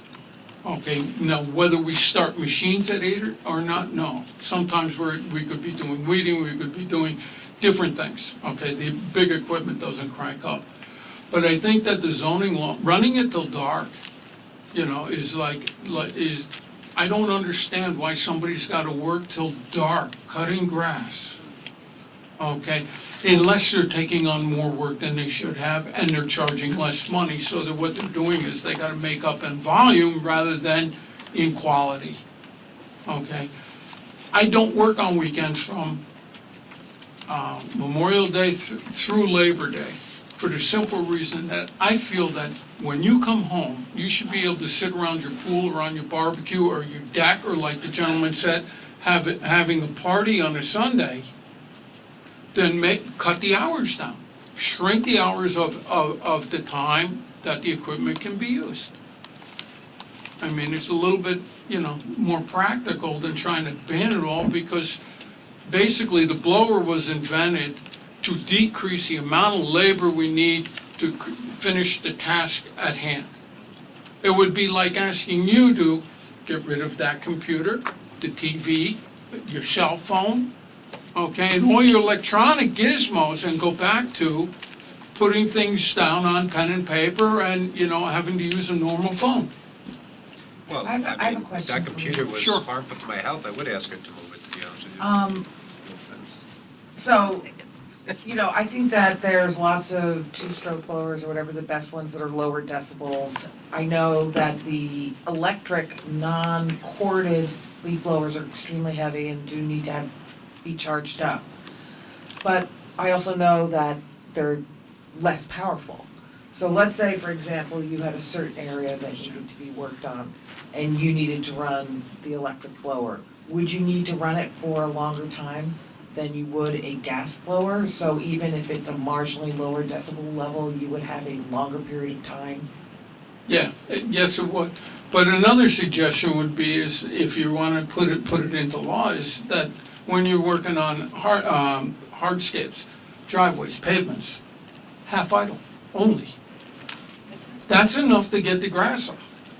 If you're gonna go after beds and, and working on clumps of grass out in the middle of the lawn, then you're gonna need to crank it up, okay? But if, my opinion, like I told you back in November, I mulch. So I need the blower to clean the hardscape, because no matter what you do, it kicks out under there. All right, but we don't blow lawns from the time we get, but unless we've had like torrential rains and, like we had last year, we had to go after them. But I haven't blown a lawn in probably 8 years, until it's leaf season.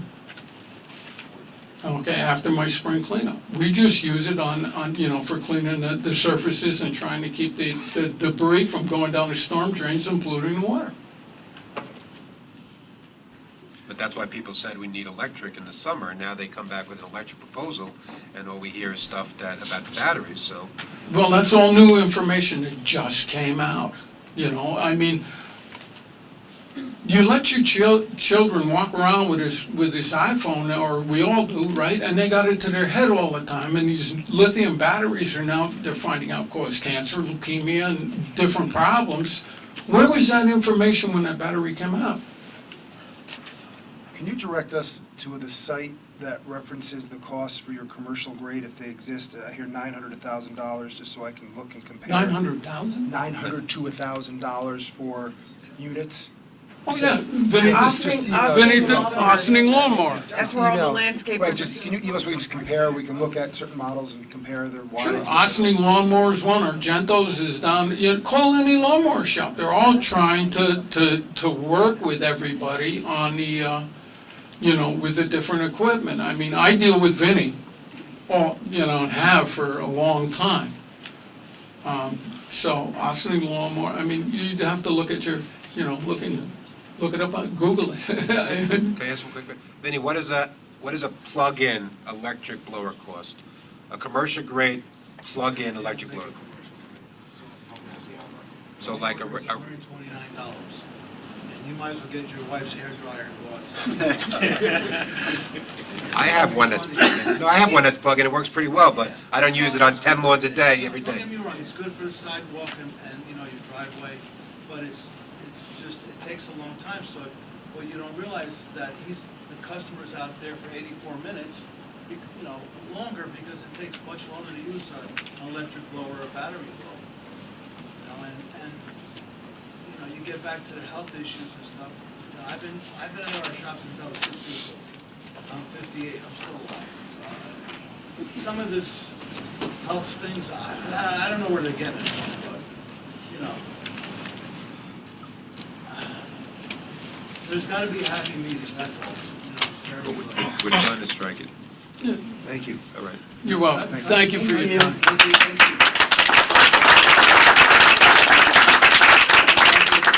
Have it go from, 9 to 4, and then this way, most people are working, you won't hear the noise, and, the problem is if you ban it on the weekend, then, then the homeowners can't do the work, so it gets to be a little tough, but like the gentleman said, maybe on Sunday go from, 10 to 12 or 10 to 1, and then, at least you can enjoy your parties and have your day. And next week, and next year we'll come back with those proposals, and you get another 20 people here telling you Yeah, why. no, I know, it's not easy, it's not easy at all, it's just not, Thank you. All right. Jerry, I'm sorry, this one. Dresnak? Yeah, don't break the phone over, man. Yes, I'll pronounce it correctly. Jerry Shanowski, Hamilton Road, Chappaqua. So I just have one concern about all that stuff, all right? It's somebody mentioned it actually, but I just want to kind of maybe expand, and maybe if there's a clarification, you can point me how is that going to work. I would really appreciate it. It's enforcement. Let's put it this way, right? I mean, we are about 6 months into this year. I had power outages already 3 times, right? It's not like 5-10 minutes power outage. I was just there half a day. Even today, actually, we had a power outage from the morning until like 3 o'clock or so. So how are you guys going to enforce, let's say, the noise ordinance? Because once I crank up this generator, I guarantee you it's going to put more emissions, more noise than anything else out there. Is there going to be a policeman that's going to come over and check on me where this noise is coming from to just make sure this is not a leaf blower? And if he does, what's the burden on the town? What's the burden on the taxpayer? Is it going to be something like a self-financing type of thing? The more tickets they're going to write, the better off the whole situation is going to be? I mean, is there anything? Can you guide me towards some kind of information that I would know how this enforcement is going to work? Well, listen, when we passed the reusable bag initiative, we had questions like that too. And part of it is, I mean, listen, I know that some people say neighbor ratting out neighbor, but like I said in the past, that happens all the time anyway, because neighbors, expect the quality of life. And if they have a neighbor who's, blowing their lawn at all hours of the day or doing construction or whatever the case may be, they will call the police and make complaints, and then the police will respond. And that, I don't think there's anything wrong with that, because I think, the question I sometimes ask is who's wrong? The person who's making the complaint or the person who's not being considerate? And so those are things you I have would to say consider. that neighbor ratting out neighbor is not as common. I've never ratted on anyone, and no one's ever ratted on me since For I've sure. lived in this town for I 25 years. get a lot of emails So- from people ratting on neighbors. But I do think that, it does raise the specter of neighbor ratting out on neighbor. Maybe something they don't want to come and talk to you about, especially as the town turns over and new people move in. But I think, instead of walking over and basically saying, can you turn your thing off and, I want to have a party or something like that, they'll call the police, and then the police will probably, I think it's a $250 fine? Something like that, a $250 fine. Is that $250 fine when the policeman is going to come and confirm that the leaf blower was used? Yes. Okay. So, if I may, I think it's fair to say that there's some regulations that are self-policing, meaning we don't have enforcement going into your home to check to see if you redone your bathroom, right? But it's not proper unless you get the right permits, if you knock down a wall or change plumbing. But that's the law, even if it's not every day we're checking homes, we can't do that. The town board in the past passed a law when we talk about we don't want to regulate conduct, which is unfortunate in reality. It helps change the way people behave. Seatbelts, but even locally, helmets on at Gedney when you're going down the hill on a sled. So are the police there ticketing people and just sitting there waiting to ticket people? No, it's self-policing. And if you see someone who's not wearing a helmet, you say, hey, your kid should be wearing a helmet. So I think we're creating a straw man argument, and to me, it's frankly bogus, that you're going to say, oh, what's going to happen? Are the police going to come? No, we're not going to have the police knocking on your door and lifting up to see if it's an electric. If you happen to be using it in front of someone and there's a report, if you happen to be using it when there is other folks around, who, whether it's law enforcement or code enforcement, then there's a risk. But certainly we're not going door to door, neighborhood to neighborhood, yard to yard. That is not the plan.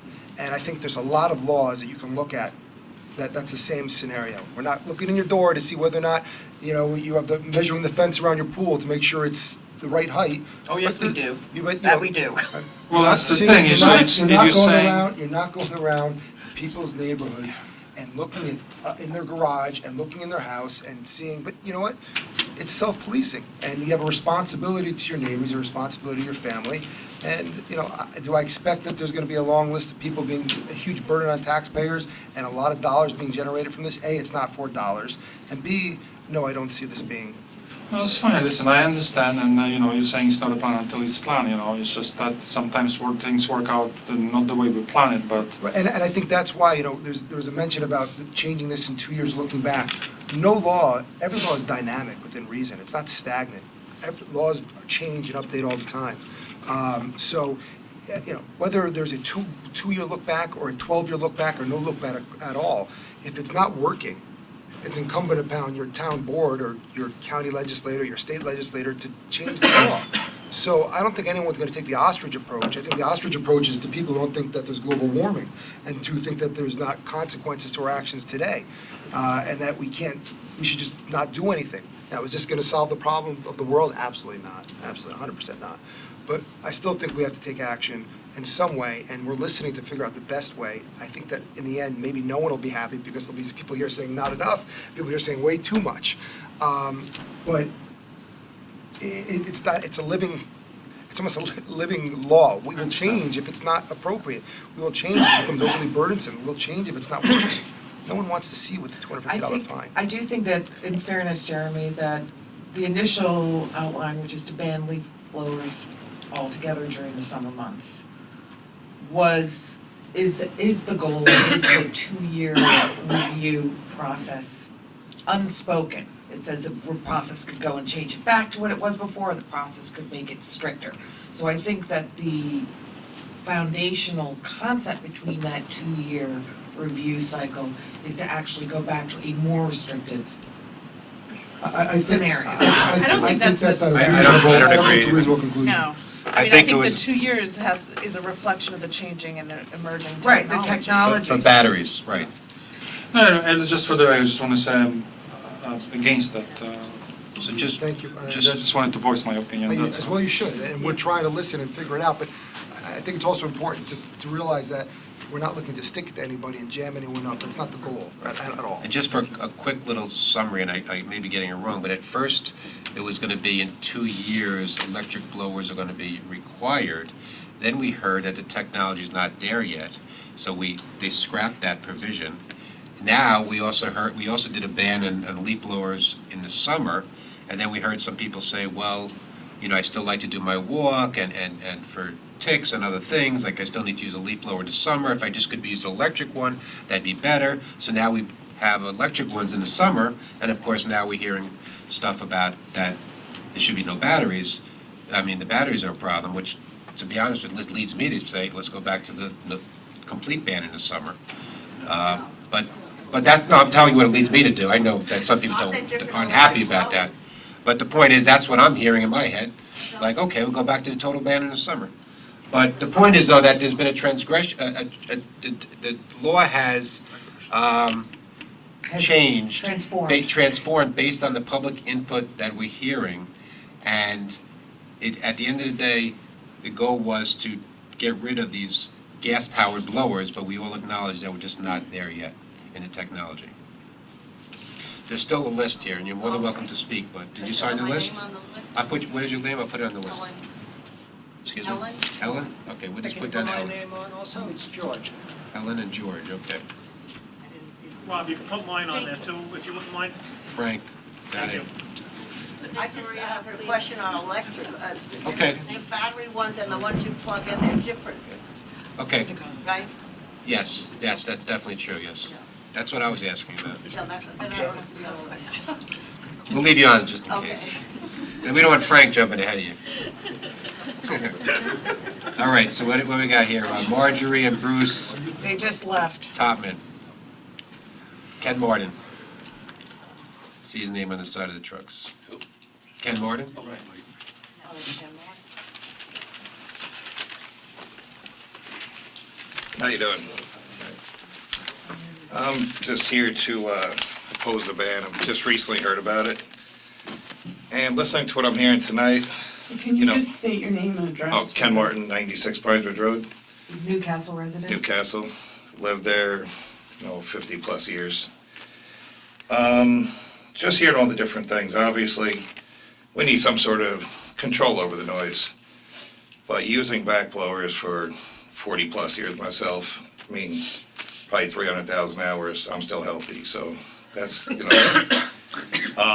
never worry hearing protection, no, respirators.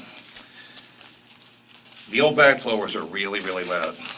I mean, real loud.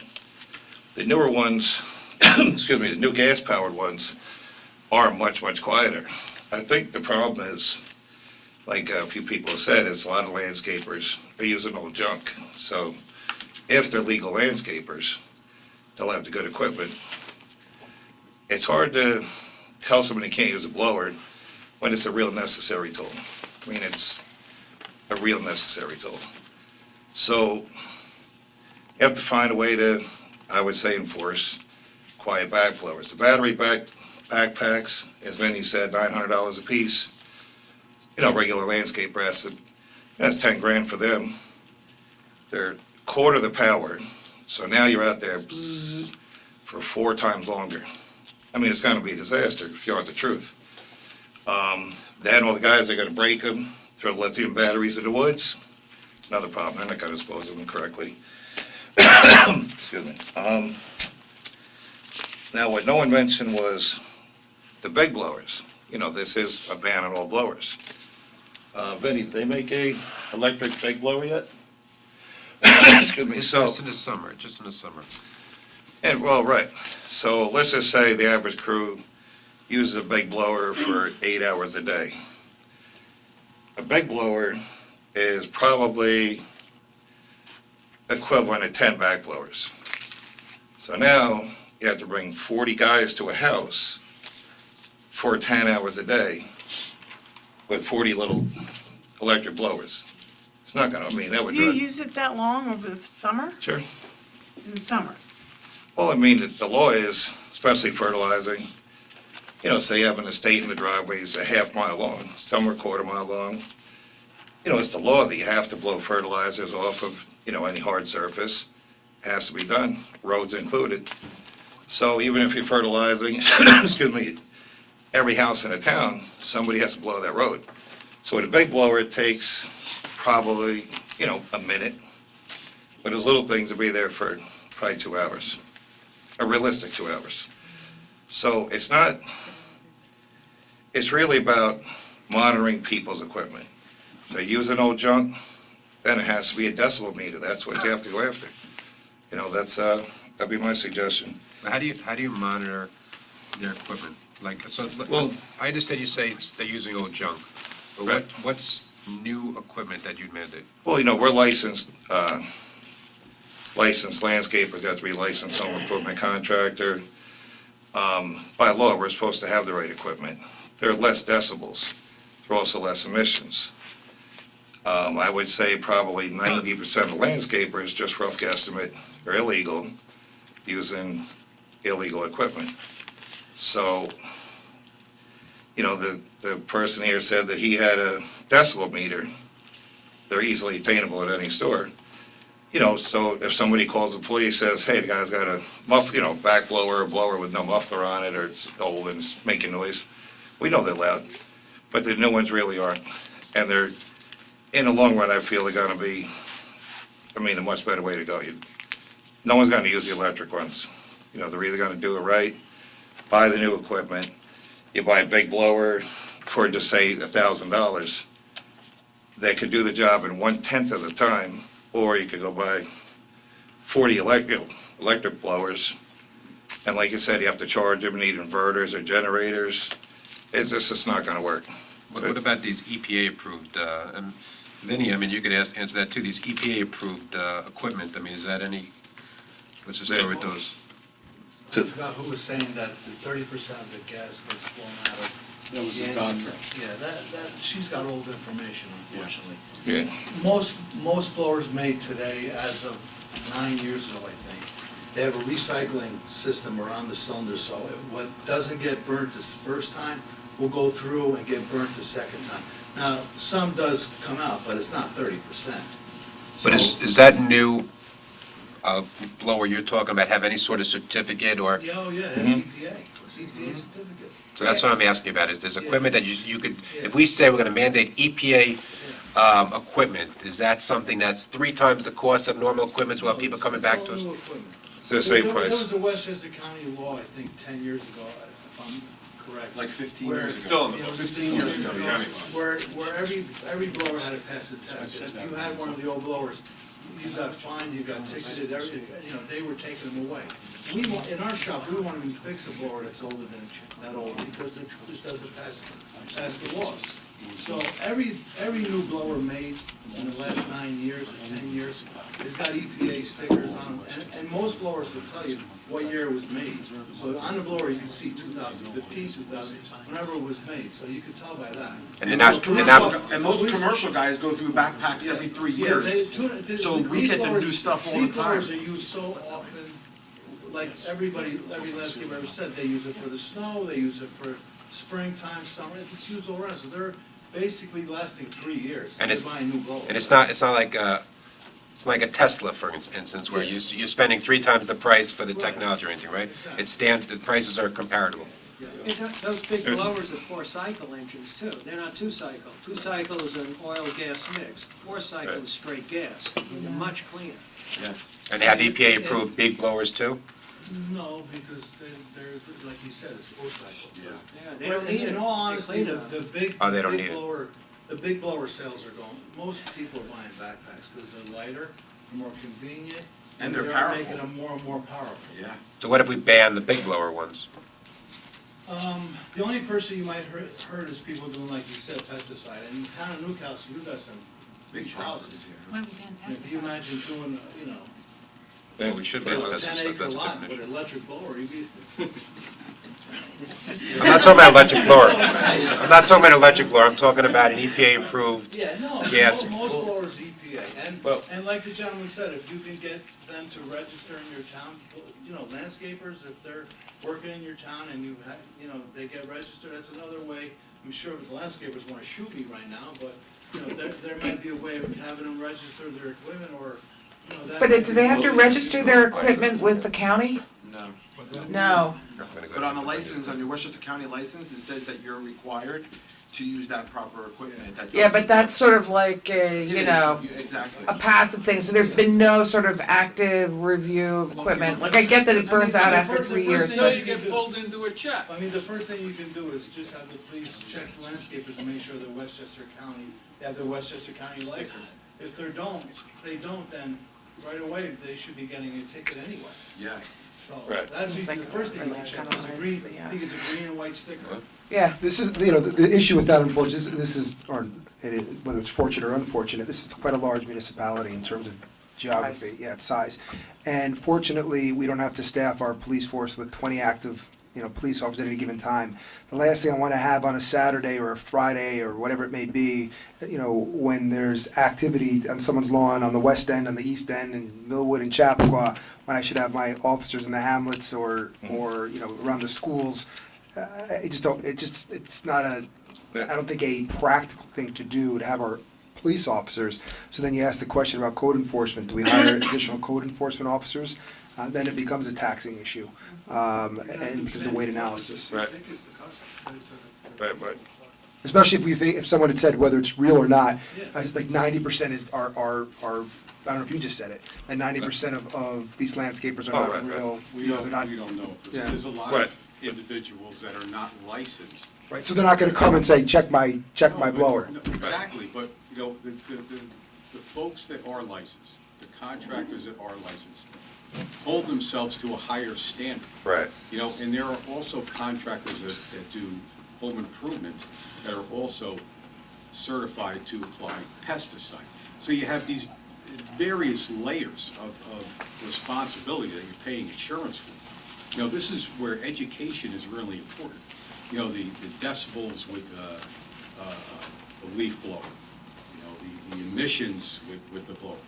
You know, there are a multitude of people going around that are gonna end up putting the battery next to The gas 5 can. gallon fuel, Yeah. and there's something gonna happen. It's either gonna be, one of these municipalities is gonna be dealing with a lithium and a gas fuel farm. Right, I mean, there's unfortunately irresponsible firearm owners who leave their firearms unattended, you know, I mean, we can keep going on that slippery slope, but yes, I'm sure. We're not talking about that, we're talking about specifically leaf blowers. Right, so- Right? We're trying, I think the goal here, I think, is to try to use equipment that is better for the environment. Right. And if the electric ones are not the ones you plug in, but the electric battery ones are not there yet, if there's other dangers, then that's obviously something we need to consider. But my position personally has always been that we need to try to focus on the equipment, the equipment that is, you know, better for the environment. And that's 12 months a year, not just 9 months a year. It shouldn't be only leaf blowers, Ron. It should be, all equipment should be compliant. Weed whacker. Right, we have to, I think also we have to take small steps. I mean, if we came to you and said, all right, everything's electric, you'd run us out of town. Let's take it a Not just step the further. town board, you'd run us out of town Take it a physically. step further. Can I give you an equipment demonstration? Can we do that? Not tonight. Not tonight. Good idea. Actually, that's a good point. You know, Westchester County, to have our licenses, they do hold us to those standards for this reason. Obviously, a lot of people don't comply, but, you know, you might want to think, I'm all for it being quieter. I mean, you know, it'd be great, but the technology is just not there yet. I mean, it's like buying a Tesla 20 years ago, and, you know, last you a year and pay $100,000 for nothing. When the technology's there, I mean, even our mowers, I'd be happy to throw the motor away and put an electric motor on there and a battery, never have to tune it up and change oil, nothing. It'd be great. I'd be the happiest guy in town, but the technology's just not there. So if you worked on coming up with a solution over a period of time to make it work, and I would say start in the meantime, my suggestion would be something reasonable, like maybe, you know, no noise before 8 a.m. or after 4 p.m., something like that. That's just, you know, would be something acceptable. Unfortunately, I feel if, you know, I know a lot of the officers, if you do put this ban in effect, and people find out about it, your phone's gonna just be ringing off the hook, because, oh, this guy's got a backblower, because a lot of people aren't gonna pay attention to it or even know about it, and they're gonna call the police department. That's what they're gonna call. So then what do you do with that? So to try to come up with a solution, you know, a certain time frame, you know, maybe no Sundays or a certain time, and, you know, unfortunately for whoever spoke before, you know, watched his neighbor for 40 minutes, you know, he should have asked the guy to turn it off. I mean, it takes some common sense, but I'm just a realist and think to put a ban on it, it's really not good. Electric's not the way yet. The power's not there. And I think the big blowers are 4-stroke engines. It's the smaller 2-stroke engines you're worried about. So they've already been basically compliant. It's the new weed eaters and back blowers are now 4-stroke, and they are compliant. So, and like Benny said, it's almost like a catalytic converter. They reburn the fuel. So, Thank you. thank you. Thanks. Larry Wilson?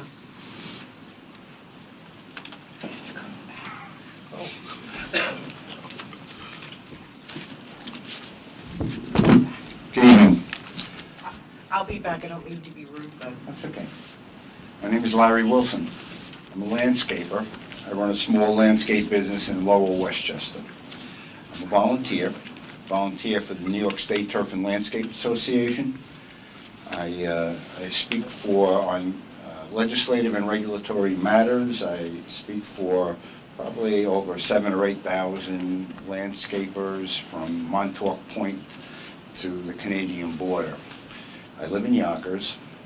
I work in Scarsdale, and I heard you had made a statement about the property values in Scarsdale, and they're certainly not going down, and it has nothing to do with leaf blowers. But I have to say that the ban in Scarsdale is very rarely enforced. I have to tell you that today I violated the ban in Scarsdale. Why did I do that? Because those customers, if you tell them that the leaf blower is illegal, right? First of all, they won't believe you. They won't believe you because after you leave, the guy next door is out there blowing up the storm with the backpack blower because there is no enforcement. The police are busy. You know, the police have all sorts of things going on in Scarsdale. You know, they're watching the schools, they're watching the roads. There's so much going on. They are not going to stop for love or money to give someone a leaf blower ticket. And, you know, if it's a slow day and there's nothing going on and you have somebody that's calling 3 or 4 times, yes, they may. Okay, but I have a method. Again, I've been in business for 30 years. And I was at the first blower hearings in Pelham, I think it must have been 20 years ago. And I have a backpack blower that's brand new, it's a steel, it's quiet, it's quieter than the electric blowers. After we cut the grass, I take that blower when all the machines are away, and I just run along the sidewalks, run along the pool decks, you know, in maybe a minute, 2 minutes maybe, I'm finished, I'm done. Put it in, go to the next stop. So again, you know, you have to be considerate, and of course I know there is a ban. I got one ticket in 20 years. So again, I would think that maybe you should look at AM/PM restrictions. You know, they work in a lot of other communities. You could consider one backpack blower per property. You know, that's an option also. And I agree with Vinnie that the new equipment, it's totally different. Even from maybe 3 years ago. You know, I bought a couple of these, you know, these steel blowers. You know, they're not the most powerful thing, but you don't need it in the summer months. You just need something for the driveways and walkways. And if you run that at half throttle, people don't even know you're there. People don't even know you unless they see you. They don't even believe it's a backpack blower.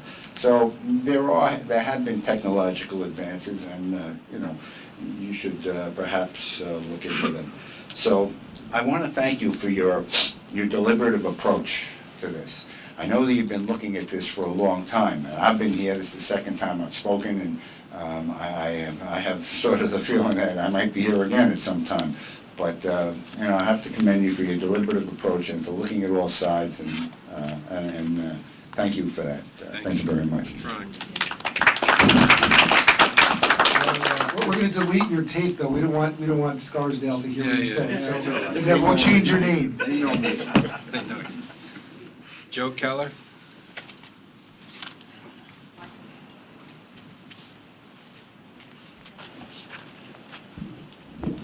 How you doing? I'm Joe Keller, live on Croton Avenue in Newcastle.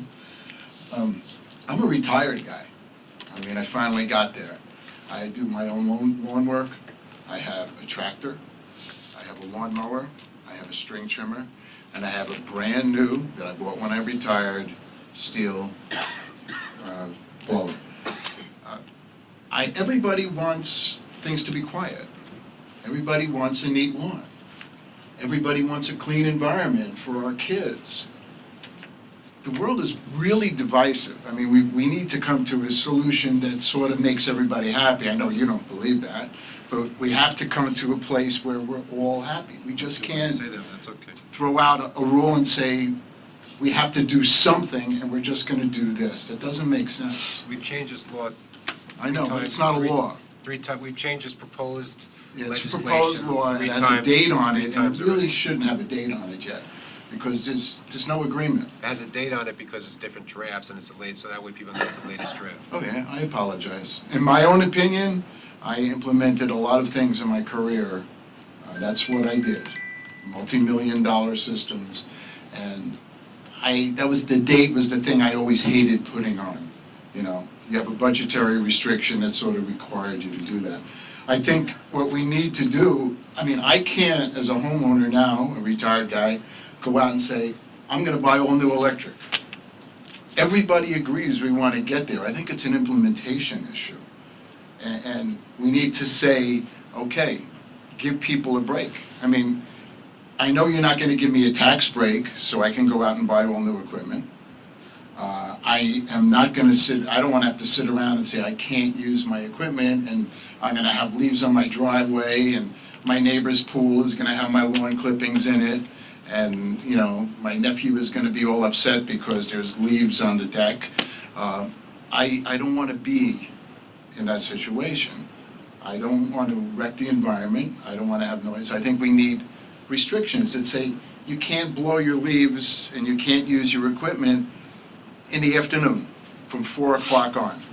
Maybe you do it in the morning. You don't do it on Sunday. Or maybe we do split half a day on Sunday and half a day on Saturday. But I think we just can't come out and put this burden on people, on landscapers, on business owners. There's a burden in making this leap. In any technological change that has happened throughout time, there's always been cannon fodder. And the cannon fodder are the people who just get a burden thrown on them and you have to comply. I don't think we have to do that. We're an enlightened community. And it's not an easy thing to solve, but I think we have to take small steps and solve it. Otherwise, you're going to be having this meeting over and over and over again, and you're going to have people that are unhappy, and we're not really solving or getting where we want to go. Everybody wants a clean environment. I want a Tesla. I can't afford to buy a Tesla right now. You know, I can't afford to buy all new equipment. Landscapers can't afford to trash everything and go out and buy new equipment. You bring it in across time. So let me ask you a question. Besides limiting it to 4 o'clock, because as you know from probably reading all the versions of the legislation, this particular version only bans gas-powered leaf blowers in the summer. It allows electric leaf blowers in the summer. Gas-powered ones are allowed throughout the rest of the year. So besides limiting it to 4 o'clock, when you say we care about the environment and we care about clean laws and everything else, how are we going to address the environment and a compromise that you envision? You think banning it to 4 o'clock is going to be enough? I think that there are several things that I would do. The first, and I do apologize to the owners of the stores, is that maybe at a certain time you have to put a limit on the number of new gas machines that are sold. Wait, We have to do that intelligently. Number of the new ones, you mean? The new ones. Why? We want them to buy new ones if they're better, Well, better for the environment. I don't know, and again, I'm not an expert on is gas better than electric. I can tell you, I looked at a Tesla and it just beat out a portion of BMW. Forget about electric. I'm talking about, apparently we've heard that the newer gas-powered blowers are better for the environment than the older ones. That's what we've heard. So when we want people to buy newer gas-powered blowers. I Forget about the can electric, agree because with we're hearing- that. we're hearing I'll positive take back batteries. what I said and meet you there and say, yeah, I think that equipment has to be certified, landscapers have to be certified. I think a policeman going down the street, they go up and down my street all the time. I can tell you there's certain things they police and certain things they don't. I'm a dog owner, so I have 2 dogs that don't get along. So I'm out there 2, 4, 5, 6 times a day with 2 different dogs. And I talk to the policeman. They see somebody using equipment, all they gotta do is make one stop. Because they make a stop and then they know who I am, and they know I'm using good equipment, and they know that I'm being good to the environment. They're not gonna come back 4, 5, 6 times. They make the one stop. Listen, the police also don't want to deal with this, let's face it. Well, nobody wants to deal with it. Well, we are Yeah, dealing with but it. the reality of it is that we do need to deal with it. Correct. It's an environmental issue. We do need to do it. We all have children or grandchildren or whatever they are. We need to have an environment that's safe for them. And we need to do that. And I think the easy way to do it initially, before we make a decision on what type of machine we should get, is to put in noise and time. The easy way to put a noise restriction in is put a time restriction in. Yeah, but that may not be enough, that's the point. It may not be enough, but who knows if it's too little? We don't know yet. We don't know yet. We can come in and say, it's my wife, we can come in and say, don't use it 4 days a week, 5 days a week, keep the weekends free. Nobody can use it on the weekends. Oh, excuse All right. me. Why? If I work 5 days a week and I want to do something on Saturday, I won't be able to? All I'm saying is pick a time frame. Pick a time frame and use that time frame. And let me tell you, if they say you can't do it on Sunday, you know, for the first month, it's gonna be tough. In 2 months, you'll say, I don't do it on Sunday, because Sunday is a day that I can't use that equipment. I think as a community, we can come to that understanding and say that we need to restrict the time. That's all. And then if the time doesn't work, then we have a second step to take. I would just like to ask a question to Vinnie, just brought up, fine particulates, and so basically the dust that comes from using a leaf blower. So an EPA-approved leaf blower, okay, versus an electric leaf blower, you know, I think we've established there's like 1/4 of the power, it's gonna have to run 4 times as long to accomplish the same amount of work. When did we establish that? Well, We've heard people say we've it, heard but it people hasn't say been that. Okay, all right. Unsubstantiated. So, my Or question to you scientific is this, in reports terms that of running an electric leaf blower versus running a gas powered leaf blower, does an electric leaf blower, because it's got less power, produce less particulates? It would, yes, but like they've said, with the gasoline blower, you'll be done quicker. So, you know. It equalizes? It kind of equalizes, I would think, but, you know, if you're going to dust and all that, have you ever seen the guys use the power cutters, the machines that cut cement? Dust is, you know, if they don't use water, the dust is the worst in the world. It gets in your skin. So, you know, now you have to start banning other things. So it all depends on what you're trying to establish. You're saying that, you know, the smoke from leaf blowers are harming children and stuff, but it's okay to use the blower at schools. Right. That doesn't make any sense. I mean, you know, or tennis courts. This kid's playing tennis, but you can use a blower at a tennis court. So, a comment and a question. Diesel buses, yeah. A comment, one question for Nick, and comment before that. I think part of it, at least my view, is that you have to sort of change the mentality of what needs to be blown and what needs to be cleared and cleaned. And that maybe it's a little excessive and the return is compromising the environment. I have some paperwork here about, I think by 2020 something, and don't quote me, maybe 2030, it's years down the road, and I have it in my materials, that the small, non-vehicular gas engines are gonna exceed that of sedans in the LA area in terms of its pollutants. So it is an issue that's going on, so I think we have to rethink of how, that this little thing can mean a lot. Most leaf blower companies are trying to, you know, they've already, you know, there's no more two-cycle snow blowers. Some people remember, it used to be two-cycle snow blowers. Those are gone. You know, I think they're doing overhead, like steel uses an overhead valve, two-cycle, which doesn't produce as much, you know, pollution or emissions or whatever you wanna call it, as, you know, the traditional two-cycle. It's still a two-cycle engine, you're still mixing in gas and oil, but it's running like a four-cycle. So they are working on improving, but it's, again, it's not here yet. My question was to Nick, and I brought this up before, and I sort of know what your answer is going to be, but in California, I believe with some municipalities or I don't know if it's the state or counties or a city, they allowed people to, for example, exchange or get a credit. So if you have a real old school, two-stroke leaf blower, could you bring that to us if we set aside $5,000, $6,000 and credited people $75 to return their gas blower engine? That investment in the environment is a nominal investment from our town for taxpayer dollars. It's a personal benefit, which we can't use it for, but at the same time, there's certainly an overreaching benefit, and $75 is a lot potentially for $200, $150 personal. I mean, it wouldn't help someone like this gentleman who has a commercial business, but for an individual to exchange their old school gas Right. two-stroke for a more environmentally friendly one. Right, so in essence, a buyback program. Yeah, I mean, it's not a firearm buyback program, Right. but, a buyback program. Right, so we'd have to look into that to see whether it's within the municipality's police powers to use public taxpayer funds for that purpose. There may be, I could think of examples where, certainly in California, when it's being done by, from what I've looked at just recently, specific clean air pollution prevention districts. So that would be consistent with their purposes. So we'd need to look into it. I can't give you an answer tonight. Because sometimes it's not just that we don't want to beat people over the head, it's you're incentivizing people, at least within reason, to make that change. Right, so I'll look into that and get back. Well, I the think it's reason, an excellent idea. the reason also is if we do the certification, we're, making it so that these companies that actually are green companies get the credit for it and can market themselves. Vinny, I just had a very quick question for you. Are there any two-stroke engines, newer ones, with this valve that get that EPA approval? I'd have to look. I'm just curious. Steel is the only one that has the red valve from us, and backpack blowers. Got a two-valve? And they are definitely quieter.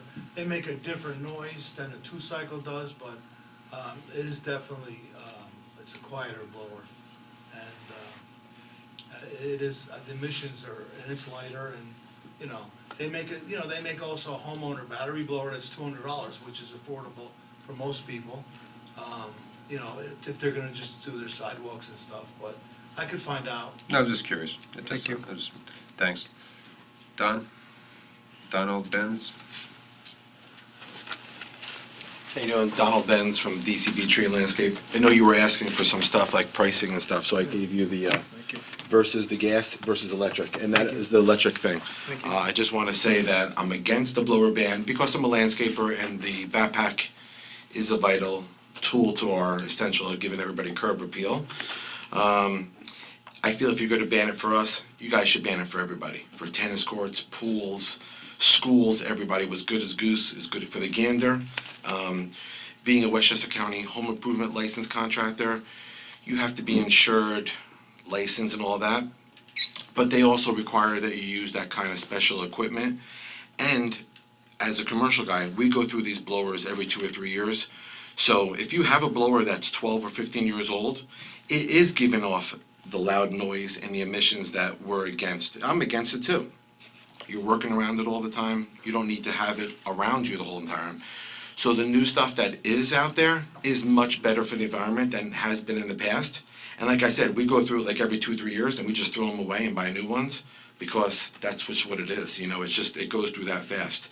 So really, we're up to par on the new stuff. Like Vinny said, there's new stuff out there, whether it be Still, Red Max, Echo, everything is like up to the par because it's the topics that everybody's trying to be. Light and weight, can it be more efficient? What's more of this? What's more of that? So everybody's in competitive, not just a landscaper against a landscaper, but like versus the companies that are trying to fight for your business, So that's it. It's late. Let's everybody go home. Thank you. See you guys later. Thank you. All right. I second- Don said we can all I second go that. home, so everybody else on this list. I'm definitely not gonna say no to this guy. Aaron Wolk.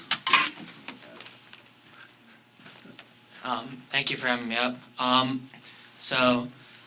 I have to say is the Earth, the atmosphere, it's like a sponge for pollution. Earlier generations before me didn't really have the same knowledge on pollution, and so what would happen is they just keep going without this knowledge. But now we've had some change. We all have this knowledge now, and so we should take advantage of what we can.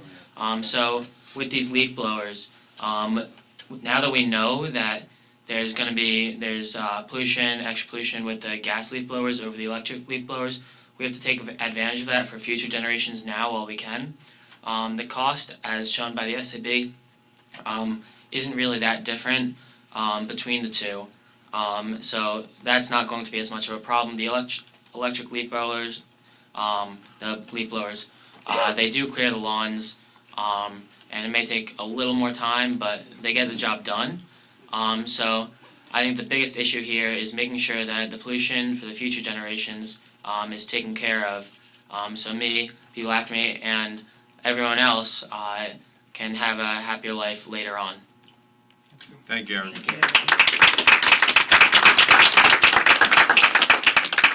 Now, Papa.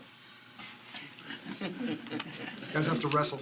Exactly. Start beating me at 13 years old. He would kill you. No question. He would help you. Let's just watch, come on.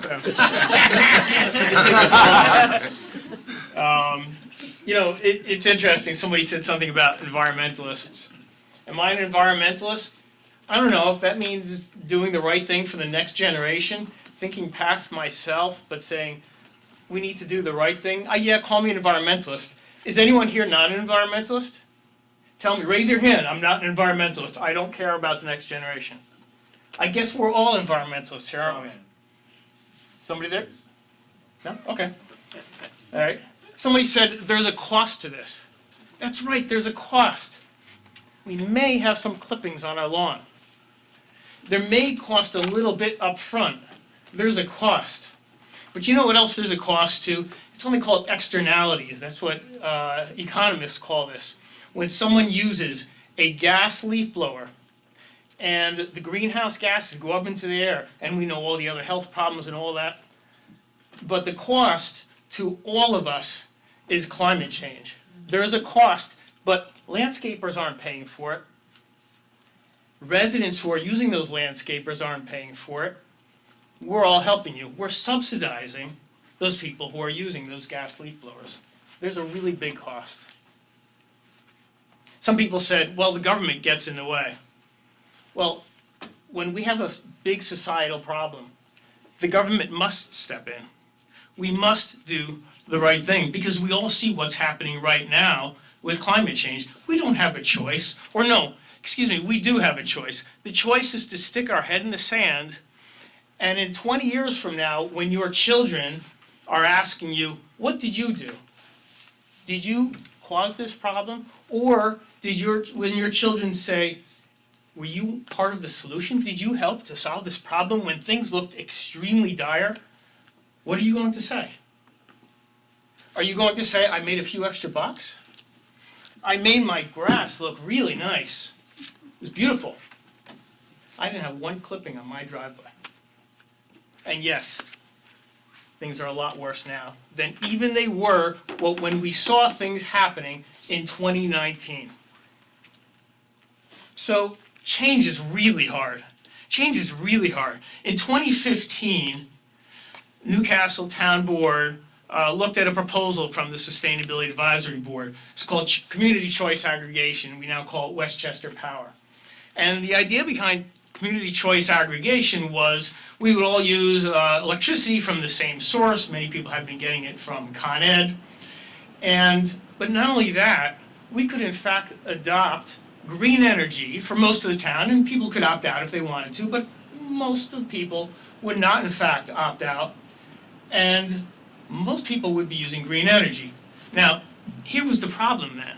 Change is really hard. Most towns, no, change that. Every town that was looking at CCA, Community Choice Aggregation, along with us, said, yeah, let's do that. We'll get that energy and we'll all save some money. But you know what the Newcastle Town Board did? They adopted CCA with defaulting us to green energy. That was really hard, and that was politically risky. But they did it anyway. Why? Because 20 years from now, they're going to be able to tell their children, yes, I did the right thing. And yes, it was politically risky. And maybe someone would call me on the street and say, why did you do that to me? And by the way, that was not an easy choice to make.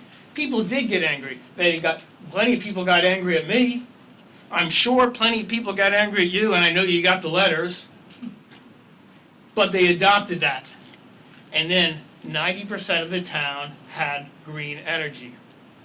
And a year later, I got other letters from people who in fact had opted out. And those letters said, hey, how come I can't get in? I know you guys have cheaper energy. I'm really pissed off at you, Steve. Well, I guess I can't satisfy everybody. We can't satisfy everybody. Change is really hard. And then in 2016, we talked about reducing plastic bag waste and paper bag waste. By the way, the SAB always looks into the science and the facts behind this. We don't just do something because that's what everyone else did, because at first we were thinking just plastic bags, and then we realized, wait, if we do that, because we looked at what really happens, people are going to turn to paper bags. And those are really unenvironmental as well.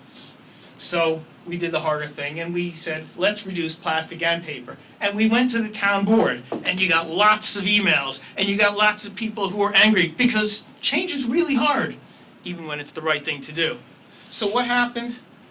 After a long time and a lot of study and a lot of research and a lot of people for and a lot of people against, we did the really hard thing and everybody said businesses are going to leave and there will never be a store in Millwood because there was no DeChico's there, because no one would ever put a store there because change is really hard. Well, the law was adopted. Now we are millions of bags that we haven't actually used. Many other towns have adopted exactly the same law or slightly different. Like Lewisboro said, we're going to do 15 cents. We're going to beat town Newcastle. And so now it's millions of bags that have been saved. The state of New York has looked at what we did. So they have created an imperfect law, but far better than it would have been. And we're still here. And you know what? There's a really good store in Millwood, and they're doing really well. And actually, they bring people in from Briarcliff and Pleasantville and other places. Things are going all right, but change is hard. And then we said in 2017 we started looking into LED street lighting. And in 2018, and we spoke to a number of people, the stakeholders, and people said to us, I don't want that. Now some people loved the idea because they knew that we'd save money over time. Although there is a cost to street lighting, it does cost the town up front. But we had a number of people say to me, I don't want those damn LEDs in my yard and they're going to come through my window and it's horrible and LEDs are the worst and all kinds of things like that. And it's hard. But we're putting in the LED streetlights now. We haven't heard one complaint. A lot of them are going in. It's going to, if there's an upfront cost, but it will save the town money. It's a very quick payback. So yeah, there's a cost and change was hard. But all of these things we researched, we gave you the facts. They've been successful. This is one more of those things, and 2 years from now, we're going to look back as we're doing something else, and we're going to say, and remember that thing with the leaf blowers, and I guess everything's okay now. Change was hard, but we got through it. So, thank you for your time.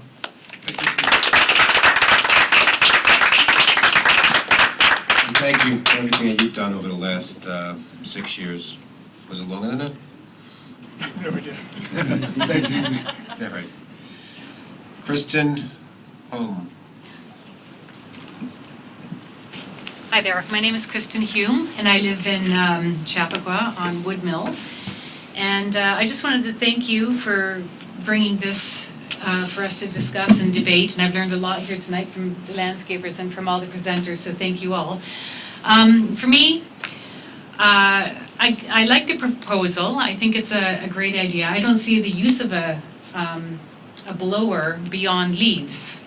And I know that in the fall, we do get a lot of leaves, and I do appreciate when my landscapers come and blow it all off, and it saves me a lot of raking hours. But I recently told them 6 weeks ago that I no longer wanted any blowing on my property. And so I don't have strimmers, and I don't have blowers, and you know what? It's fine. I don't need it. I don't need it in this time of day, this time of year. And I have a question for the landscapers. For the 15 or 20 minutes that it takes to blow a property, are you willing to give that back in time for sweeping? If we could have 20 minutes of sweeping, and I'm not talking about lawns, I mean the hardscapes, is that something you're willing to let your guys do? 15 minutes would take about 8 Never hours. been done. Take 8 hours. Well, 60 acres is more than I have, so. The question would be, are the customers willing to have us triple their prices? I know that's not an option. So maybe it's an education thing where more of the Newcastle residents need to learn about whether it's important to actually have this kind of stuff happening over the course of the year, or just during those seasons when we're doing a major cleanup.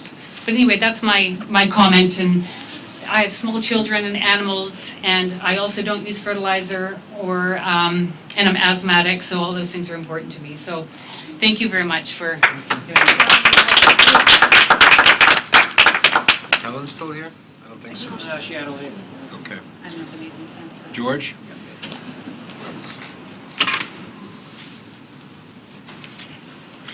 Yeah, my name's George Mormon. I've lived in my house in the West End for about 45 years now. And unfortunately, I only heard about this new law yesterday. A letter came in the mail, told me about it. Surprise, surprise. Right? In fact, I went to the website today to find out more about this law, and I couldn't even find it. So I had to call and have somebody actually walk me through the website to find out what's going on here. Right? Anyway, that's a side issue. I'm in the West End. I have 4 acres of land. All my neighbors have 4 acres of land. I can barely see my neighbor. Right? I'm retired also, just like this other gentleman. For the most part, I take care of everything on my property. I do have a lawn service come in to do the lawn. Otherwise, I do everything else. And now I know with this law, he's going to have a problem. Right? So I'm guessing that when he has to go to electric or whatever, my rates are going to go up. It's the way it's going to be.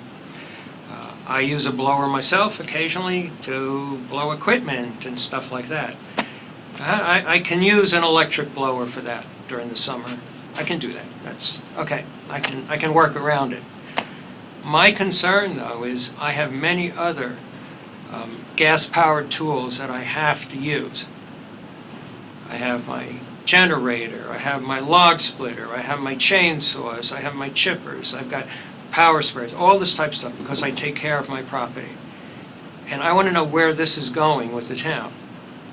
Now, is this the, what is it, the animal in the tent, the camel in the tent, where you're starting with this, and then next year I'm going to hear about a lawnmower, and then the year after that it's going to be the trimmer, and then the year after that it's going to be the chainsaw?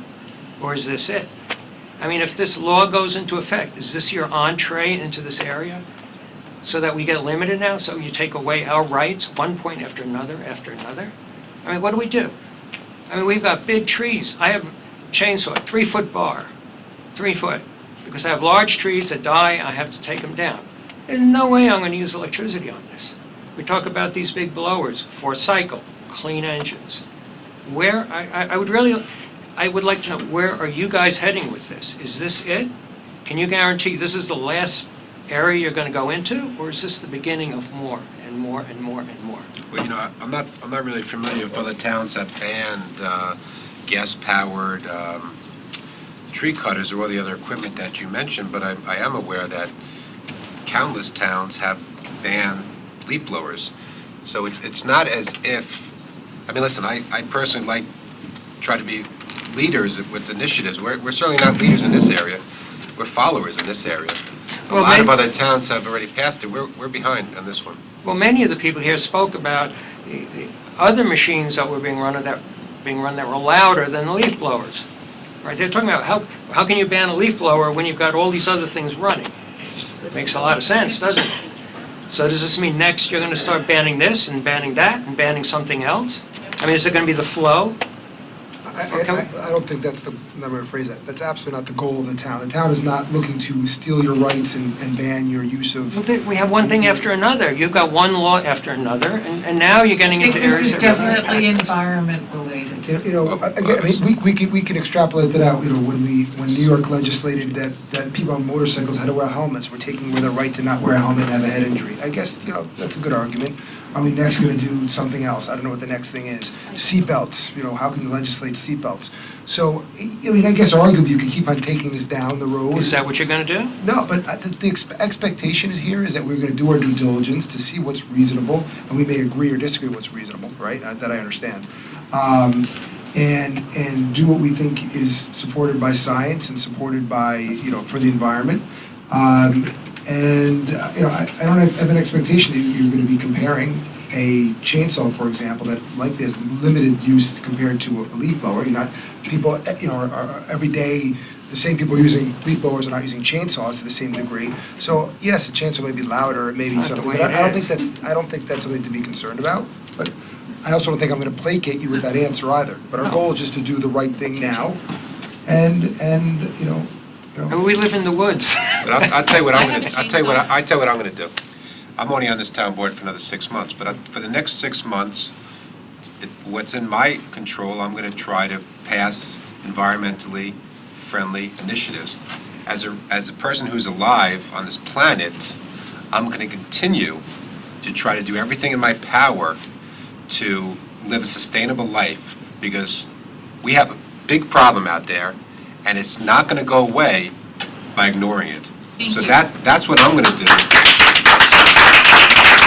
gonna be able to see for the next 6 months, as a resident, as a person, I'm gonna do that too. So if I had all that equipment, my suggestion to you is think about getting more environmentally friendly equipment, even if it's not mandated. It is. Because I mean, we it's- all share the same oxygen. I think what he's saying is his equipment is new. and So it's that's all great. gonna be So that's able to- great. It's maintained properly. That's terrific, then You that's keep good. replacing So it. that's I mean, if great. you wanna go The- down your The problem route. is some people are using old equipment, and I think that's the problem. I've been talking about that since day one. I think the problem is with the equipment. Some people are using old equipment that's not environmentally friendly, and it's a problem. And I Should think use we new- need- and I should think- use I think- new, I think we properly need to address maintained that. I think we equipment. need to address that, yes. Some people, it's the overwhelming majority. Yeah, but I think that's how we have to address it, but that's just my opinion. But the point is, yes, there are a lot of areas, doesn't necessarily mean we need to regulate everything, but the fact is that there are definitely steps that we as a government should take, because we all breathe this oxygen, and there's a problem that needs to be addressed.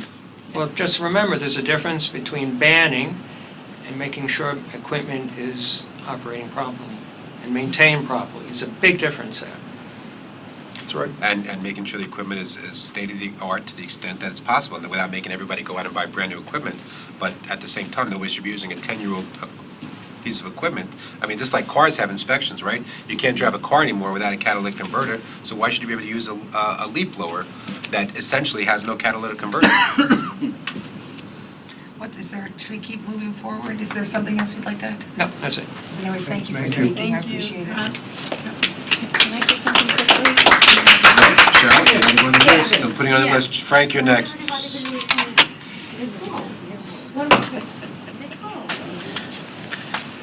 Good evening, everyone. I just had a couple of comments, and some of the things that I wanted to say have already been hit, so I want to hit them real fast. My biggest problem with this legislation is the exemptions. I feel that while a few other people have mentioned about government coming into our properties and whatever else, I think there's a real problem when the law starts out exempting big organizations, whether it's the condo board for a development or somebody that's blowing off their tennis courts or whatever else. Because I think it creates an artificial situation. If the law is so good, those people should have to live with it the same way as me as a single homeowner should live with it. All right? And the big organization, if they really can't live with it, they're gonna make a lot of noise, and you guys are gonna hear about it. And I think that if enough of those organizations truly have a problem with it, the law will be adjusted accordingly because they're gonna make a lot of noise. So I think that's the first thing. The second thing is we've heard numerous times on the presentations about the contractor that is doing everything electrically with batteries and whatever else, but we never really hear the contractor's name. And I think that in a town where everybody's looking to get greener and more environmentally friendly, if that contractor's name was out there, maybe he would get business. And if it's such a great idea, why aren't we presenting that contractor's name? The other thing is that I would be curious how many people, and I don't want to cast any dispersions or anything like that, but how many people in town government are using contractors that are either not blowing their lawns or blowing their lawns only with electrical battery-operated equipment? All right, because again, I would hope that if we're gonna lead by example, we should be leading by example. The Parks Department, we had this discussion the last time. The parks are maintaining the grounds with backpack blowers. They're gasoline backpack blowers, I've seen them, all right? Shouldn't the town lead by example and start out with replacing all of their equipment with this battery-operated equipment? Yes. Well, no, maybe not battery You're here. operated. What is you're here? Maybe not battery operated, but maybe EPA approved equipment. Well, EPA-approved equipment is fine. And that leads me to the next thing. Battery operated, we got all the. The thing is, the question is, if you're asking Right. residents use electrical equipment, then the town should use. They should be leading by example. Electrical equipment, but if we're talking about using EPA-approved equipment, then the residents should Right, use. and don't get me wrong, I'm looking That- for I just wanna EPA make sure equipment, I not understand electrical. that, right? Yes, no, and that's fine. But now, for instance, one of the things that the gentleman had said from the Sustainability Board was that we should ban all gasoline-powered equipment because we can't really tell what's efficient, what's EPA, what's not EPA. Well, it was brought up before that I do my own gardening in my house, myself and my children, we do it together. And I have a backpack blower, and I went out and I bought a 4-cycle backpack blower, which has a nice muffler and very quiet. Now, if I stood that backpack blower next to an electric blower, chances are my backpack blower might be quieter. It's supposed to have all the greatest environmental bells and whistles, and it's supposed to have a very low dB, which is the reason I bought it, because I didn't want to blow my own eardrums out. All right, so we're banning the gasoline-powered blower because we want to ban a gasoline-powered blower, not because we're trying to reduce noise. Because if we were truly trying to reduce noise, we would compare it to the electric blower, and if the gasoline blower was in fact quieter or at the same dB, we wouldn't be looking to ban it. All right. A conversation was made before about how the unfortunate gardeners have to deal with this. It's a problem. You know, there's already a government body involved for that, and that's OSHA. And I'm a contractor, not a lawn contractor, I'm an electrician. And there are very stringent OSHA requirements, and if the gardeners have problems, they can report their problems anonymously to OSHA, and OSHA will come and crack down. So that's another consideration. A lot of the comments that were made, like the gentleman that made the comment about not being able to entertain on his property, that's really a noise ordinance. I mean, maybe he's got a concern about environment too, but primarily what he's talking about is noise. And a problem like that could be rectified by limiting the time, limiting the noise levels, right? I mean, like the lady that was sitting behind me had said, you know, I work all week, you're telling me I can't care for my yard on the weekend. Well, no, maybe not the whole weekend, but maybe, you know, if you wanted to do something reasonable, say, listen, there's no blowers on a Sunday, but Saturdays are okay from 9 o'clock in the morning till 4 o'clock in the afternoon. You know, it's a reasonable position. Frank, did you say the EPA one you got, that's quiet, you said? It's very quiet. As a matter of fact, well, you've seen where I live, all right?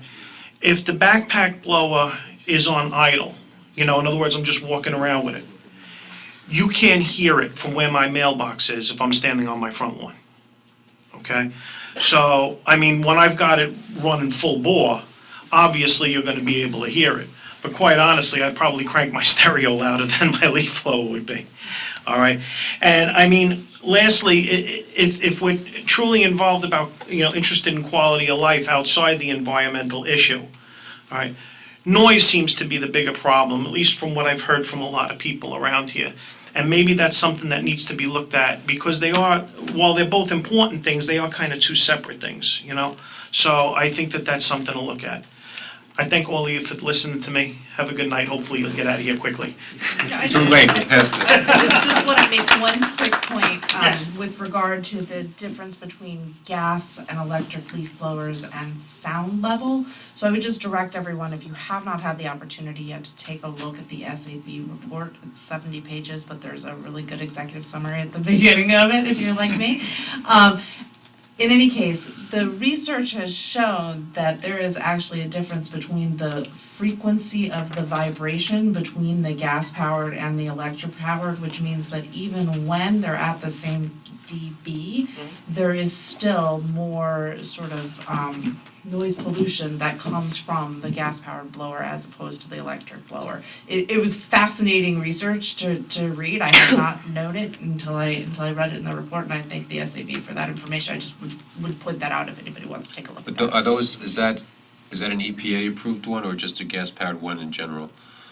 The point is, I don't know. Well, actually, when I read the report, I didn't see a differentiation between a 2-cycle blower, a 4-cycle blower, and an electric blower. Because there is a difference between a 2-cycle blower and a 4-cycle blower. So are you comparing the 2-cycle blower to the electric, or the 4-cycle, both? In terms of noise. Or EPA-approved? Or EPA-approved? So Vinnie, generally speaking, are the EPA-approved 4-cycle blowers quieter than the than the other, Yeah, the predecessors? The steels are quieter, it's not quieter, it's a different sound. If you listen to a steel blower, which is, it's set up as a 4-cycle, but it still has 2-cycle gas going through it, it has a different sound than, a true 2-cycle does. I mean, again, I'll recommend it again, I can try to have Echo or somebody, come and do a presentation with different blowers to the board one day, or you want to come to our place, I'll show you what we have, but if you're interested, I could try to set something up where maybe, my Echo salesman could come, or my steel salesman can come and show you the different blowers and what's EPA, what's 4-cycle, what's 2-cycle, so you can see it for yourselves. Might not be a bad idea to do that like the farmer's market. Oh, off to the side, if it's too loud, actually. Yeah, Arby's right about that frequency, but it has changed over time depending on the blowers. I don't know if anyone saw my video, but it captured a lot of that, actually, the difference over time in that frequency. It's also why the airplane that flew overhead during that only read 70 decibels, but it sounded just horrible because of that same phenomena that Ivy's talking about, that the SAP mentioned, is that the sound of It's not my research, it's the SAP. Yeah, no, I know, you mentioned Credit where it, credit's due. But a lot of people don't realize it's not the engine making the noise, it's the air going through the fan. Yeah. So it doesn't matter if it's electric or gas or whatever, it's the fan making the noise, or the air is making the noise, so it's all gonna be noise. And just to clarify, the blower I was talking about was a true 4-cycle, not the one that No, the you gentleman don't was talking probably about. right over. Yeah. No, actually, it was a Husqvarna. Husqvarna. Yeah, Husqvarna. I have trouble saying the word. I have a chainsaw. Okay. All right, so Victoria, and then Cheryl. Sorry, we got it. Christine, you go on the list after Cheryl. Hi, I'm Victoria Elzapidi. I live on Seven Bridges Road in Chappaqua. So first of all, thank you for all the work you did in the SAB. Great new information. And I guess my first comment is that it was great to have the expert, the pediatrician. So with all due respect to all the landscapers in the room, they do important work. Her testimony, I feel like, is the most compelling for this board, for us as residents, because there really are public health issues at play here. And I'm surprised that there hasn't been more communication since she got up to speak. I posted it on Facebook. Hopefully when people watch what she had to say, and mothers and fathers watch what she has to say about the impact on children's development, the impact on all of the health pieces. I feel like health is one of the most important issues that your board addresses. And it is, as people have said, sometimes necessary for public officials to come in and actually take action when we know there's a public health issue. And I also wanted to kind of point out that there are some things that a town board, municipal board can do and some things they can't. So there was a mention about pesticides earlier. New York State is one of the states in the country where a municipality can't outlaw pesticides. It has to come from the state level.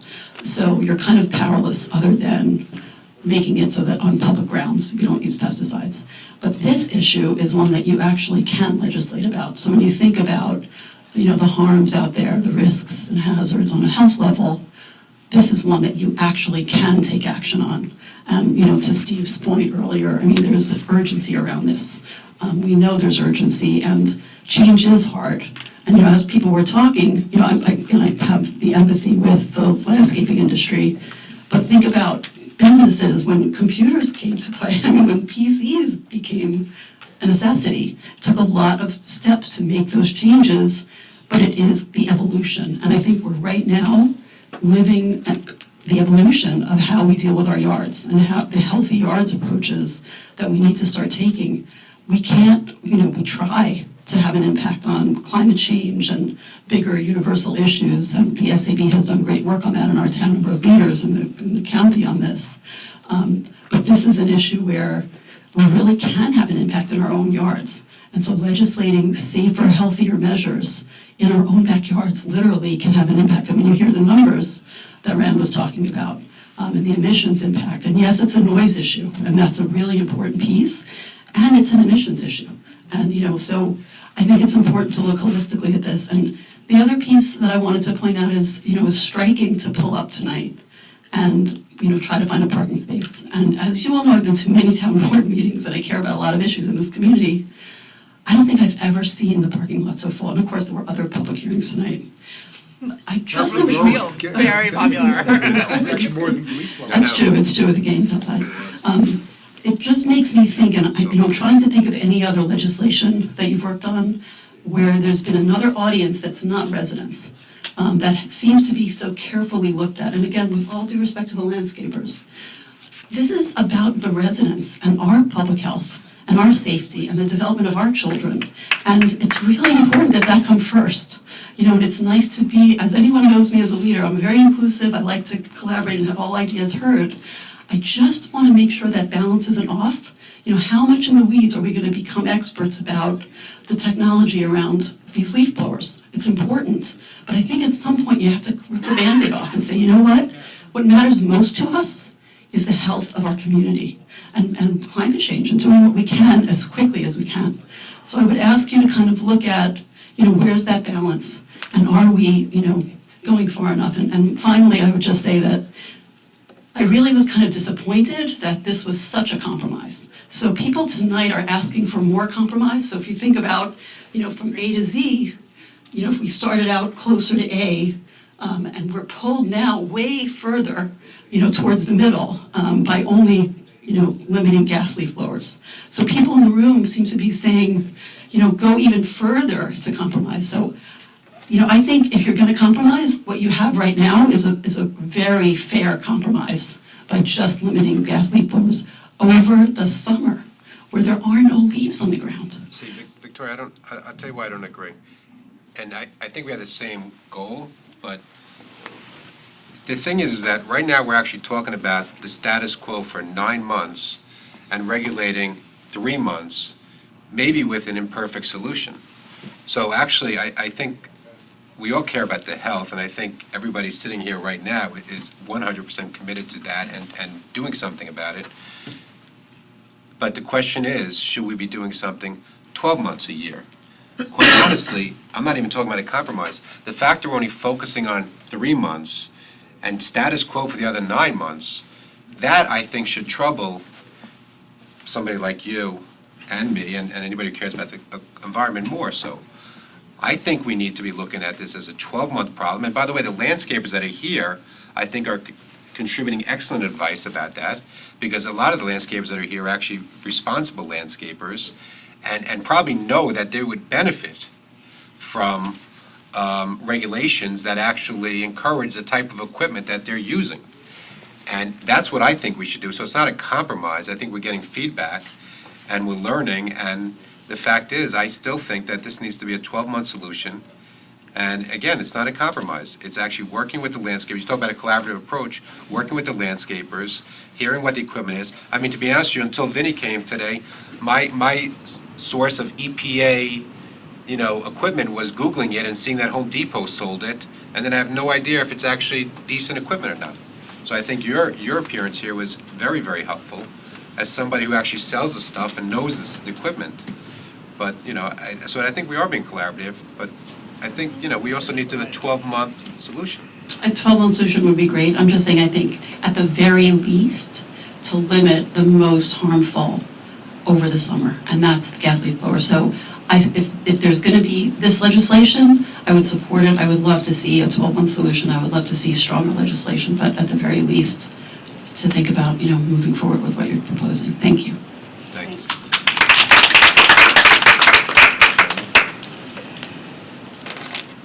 You said the other day you don't love public speaking. Now here you are again. Here I am again. So I'm Cheryl Manassi. And the only thing that I can say is that, we've met these challenges before. Don't tell me it can't be done. It can, it will, and it has happened before. We took a look at the tobacco industry, and everybody said, we can't take these people on. We can't ban cigarettes, we can't do this, but guess what? We have a new normal, and that new normal has changed things. The same thing happened with motor vehicles. Okay, taking on the automobile industry. How can we do that? But you know what? We did. Save lives. And that's what this is all about. So we've done it with HIV and AIDS. What happened? You know, we came across a public health crisis. We identified the crisis. We identified the problem. Guess what? Okay, we have saved lives. And so when I think about this as a global challenge, and I think about this as far as a climate change, and I do think about it in terms of a bigger issue, what I'm saying is it can be done. And I thank everybody for all the hard work that everybody has done. And you know what? There's, NIMBY, not in my backyard. Well, the answer is YIMBY, yes, in my backyard, because we will make the change.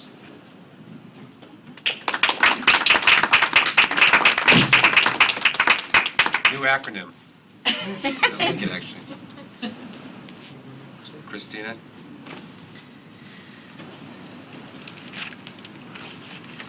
The list is closed, by the way.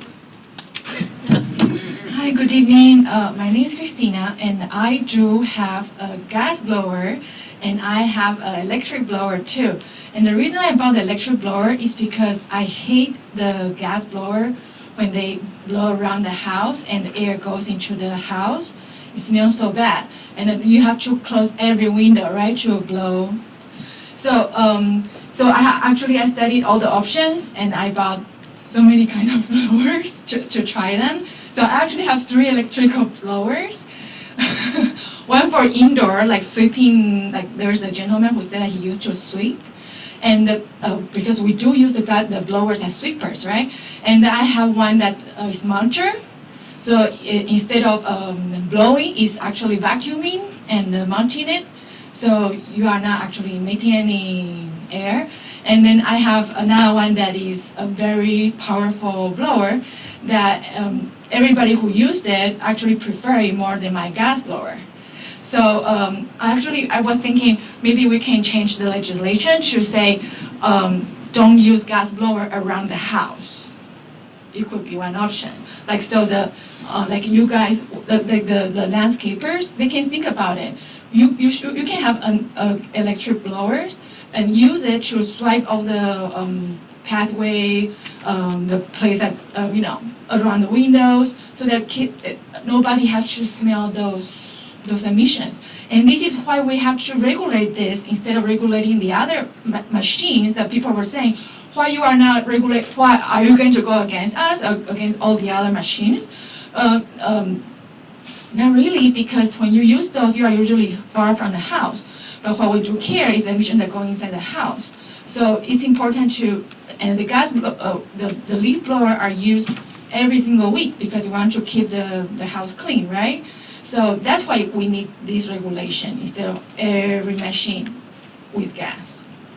Okay, thank you. Thank you, Christina. Okay. There's one more.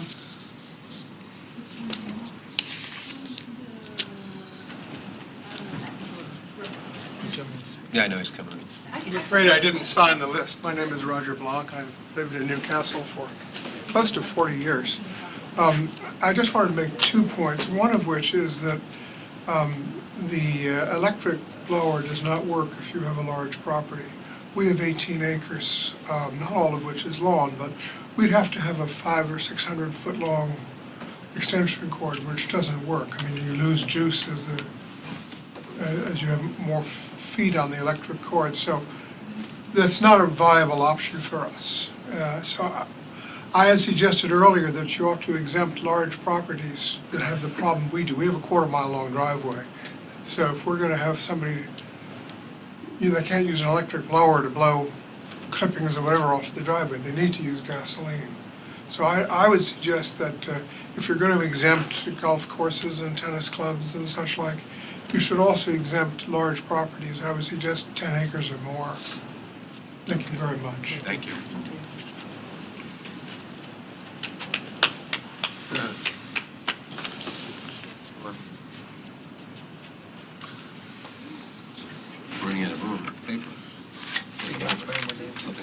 Hi, I'm Laura Fox. I live on Whippoorwill Lake Road in Chappaqua. I see this as an environmental issue, a health issue, and a quality of life. I support the ban. I think it doesn't go far enough. We talked about a total summertime ban, which in my opinion makes a lot more sense. What is falling in the summer? There's no leaves falling. There's grass that needs to be mowed. I feel like the landscapers need to put on a mulching blade on their machines. The grass is cut into teeny tiny little pieces that lays on the other grass and decomposes, and that is the best fertilizer for a lawn. You don't have to fertilize your lawn if you do this practice. And you don't have to blow the clippings off the driveway because they're minuscule. There's nothing there to blow. We're talking about a summertime ban. There are no leaves. I feel like the electric blower is a compromise. It's not a great compromise. An electric blower still puts particulate matter into the air. It still blows away the topsoil, and it still harms habitat for animals. So it's not a great solution. In addition to the batteries exploding and all the other things that people brought up tonight, which may happen, it's not an ideal solution. I really feel that a seasonal total ban is a solution, and that landscapers perhaps need to educate their customers about what healthy lawn care practices are. And that also includes not blowing every leaf from under every shrub in the fall. That is not healthy. The leaves are there because they fall down and they provide the plants with the perfect fertilizer and mulch. You don't need to remove every single leaf. A lot of communities are doing a practice called leave the leaves. And another thing I see with this mentality is you remove all the leaves and the topsoil, and then in the spring you come in and do it all again, and then you put down topsoil and fertilizer and mulch. It's not an environmentally sound practice. So I think maybe we all need to take a look at what we're doing and what we all consider to be the standard practices, but we really don't need our hardscaping to be so clean that, you could practically eat off of it. It's not sustainable. And I want to thank SAB for all the work they've done. They're terrific, and thank you to the board. And please do the right thing, because I do think that you are in a position to protect the community. Thank you. Thank you. Right, so, Eileen?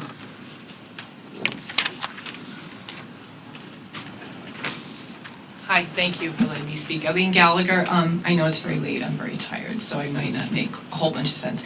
But I just want to say, I do appreciate everything that everybody has said. I have been learning a lot from all sides of this.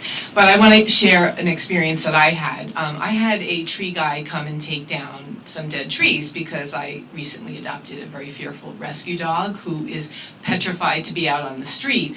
So we fenced in part of our yard, and it was all woods, and I, by hand, did the whole yard myself. It was no easy task. I have carpal tunnel now, but I spent October, November, December, and even the past few weeks clearing. The tree guy had said, oh, leave all the leaves because it's great mulch. Just leave the wood and the leaves and everything. So now I find myself with a yard full of ticks. Ticks and carpenter ants. It's just awful. My dogs keep coming in with ticks. I had a tick. I've been on medication for 3 weeks because I probably have Lyme disease. So I'm just saying there are compromises to think about. I mean, I know there's people that feel very strongly about having healthy lawns and leaving leaves, and that's great for them, but it doesn't work for everybody. And I recently found out that because there are some anti-vaxxers out there, there used to be a vaccine against Lyme disease, but because the anti-vaxxers fought against it, there isn't anymore. So I think compromise is great. I just read this too, because I was wondering, why can't there be a vaccine against Lyme disease? And Lyme disease does terrible things to you. But please just, kind of take in all the information, and there's no need to be radical and say, okay, let's ban everything, ban everything all year long or whatever. Thank you so much, sorry. Thanks, Eileen. Feel better. Thank you. Okay. Yeah, sure, come on up. Thank you. I didn't get on the list. That's okay, we're gonna add you now, though. My name is Karen Basic, and Basic. I clearly dressed to go to church, not to come to the board meeting. Sorry, I was like, what do I wear when I go there? Thank you very much for this. My son is here. Best comment of the night. We You win. appreciate you getting dressed up for us. It's just that he wants to learn about government, so thank you very much. It's been a very interesting and informative session for us. I just had to comment on this tick issue because people who leave leaves are not against vaccines. We're for vaccines, so I don't know where that association might have happened. But also, we've been learning a lot about ticks because there's a lot. But I think that issue is like an issue for another night because it's a really powerful issue for many reasons. But my son, I just wanted to make his comment. He said to me that we live in the woods. And I know on my property and my wonderful neighbor property, we have like 20, 30 trees. So in the front lawn. So we live in the woods. I don't understand why necessarily people would need a perfect lawn when they live in the woods. I know, right. And so he wanted to, why do you need, living under all these trees, why would you need? And I think also for Aaron, I was very impressed that air is very important, and that's why we try to be very careful to keep the trees because they're so important. And so we just want to say we appreciate everyone giving us a chance to be here and to be educated, and it's been interesting listening to everyone, and we appreciate everyone who's very respectful of everyone else's opinion. So thank you. Thank you. Thank you. It's a learning experience for me because I'm planning what will come in the future. So hopefully, we'll see how that works out. Okay, thank you. Feel free to come to any meetings. We have a lot of important issues.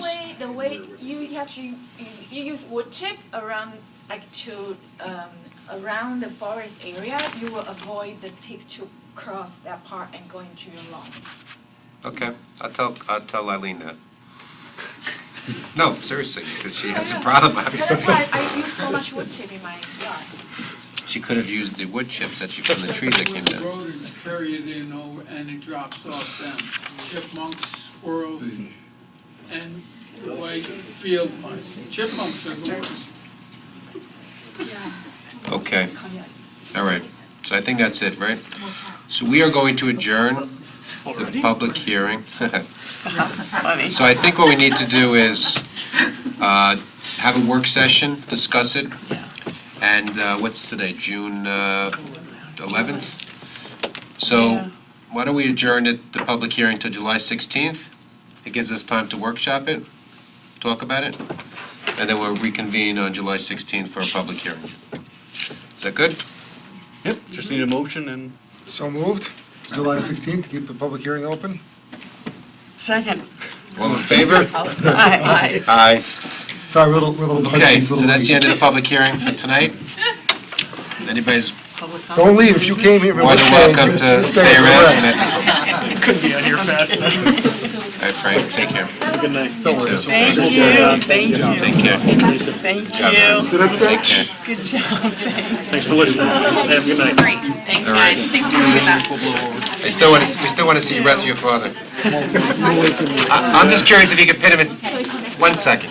It's like name that note, name that song, You whatever. could pin the guy in the final 59 seconds. It would be less than a I second. know, that's crazy. It really is crazy. guy who's wrestling for state championship to get pinned to 15 seconds. That probably never got pinned so far. It's in library. 15 seconds with us. All right, let's move forward. Because who doesn't like a public hearing, we have authorization to set 2 more. Good night, thank you. Good night. Item Roman numeral 3. Don't tell me I can't do that. I'm lost. We're gonna do tonight's just question of what? Yeah, we may wanna make a field trip. I move to authorize, set a public, do I have to move to authorize? Set a public hearing for King Greeley Sanitary Sewer District Extension Second. for July 16, 2019. Second. All in favor? Aye. Aye. Okay, we're going out of order here with your eyes. Yeah, you just take control, you have the control. Sorry. Cool, guys. Go ahead, Jeremy, next one, number 2.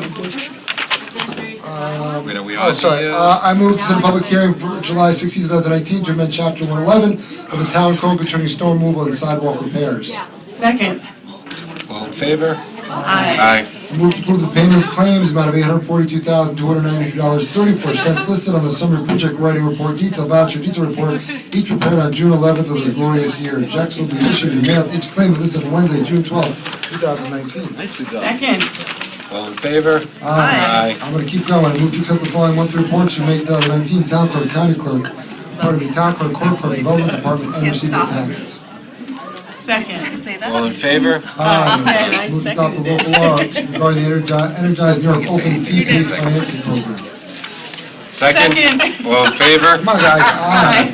I move to, now. I move to approve an agreement with the Energy Improvement Corporation to administer the Energize New York Open Sea-Based Program. Second. All in favor? Aye. Thank you, Lisa. Oh, yeah, it's your turn. It's your turn.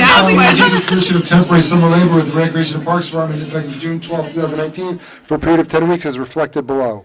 Second. All in favor? Aye. I move to hire Matthew Eden to the public position of temporary summer laborer with the highway unit of the Department of Public Works at an hourly rate of $12 effective June 19, 2019 for a period of 10 weeks. Second. All in favor? Aye. I move to appoint Dennis Corelli to the position of environmental coordinator with the Development Department and annual salary of $71,691.50 effective June 17, 2018 with a probationary period of 51 weeks and 7 days. Second. All in favor? Aye. Guys get that? Anyone? I move to appoint Taylor Santone to the position of auto mechanic, the Department of Public Works at an annual salary of $64,670.14 effective June 17 of this glorious year with a probationary period of 52 weeks. Second. All in favor? Aye. I did hear what you said, by the way. Thank you. Yeah, we chose to ignore it. I move to appoint Jamel Jones, position of 4th grade police officer. With the town of Newcastle, I just have 4th right now, 4th grade police officer. Like, that's just. It's a rowdy bunch of kids, keep it moving. He's like, I have like a big hat, and it's like too big for him, and it's all outfit. 4th grade police officer, with the town of Newcastle Police Department, and annual salary is $70,177.70 for the appointment date of June 17, 2019. All in favor? Aye. I move to approve an agreement with the Seven Bridges Swim Club for the use of their pool by the town camp. Second?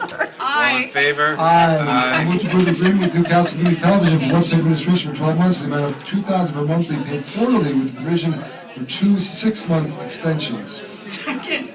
All in favor? I move to approve the workers' compensation coverage renewal for the 2019-2020 through New York SIA ICE for a 1-year term for an approximate annual fee of $410,397, and estimated savings of $60,036 over last year's fee of $473,433. This renewal also continues the town's participation in the safety group and eligibility for further safety group dividend payable in March 2020. Second. All in favor? Aye. Authorize to accept the New York State Department of Transportation 2018-19 municipal snow and ice agreement extension, the coverage of 22.7 miles. The individual adjustment, the index adjustment is $22,685.47, bringing the revised estimated expenditure to $62,697.97 from $39,384.50. Second. All in favor? Those numbers right? Yeah, I got them right. Aye. Aye.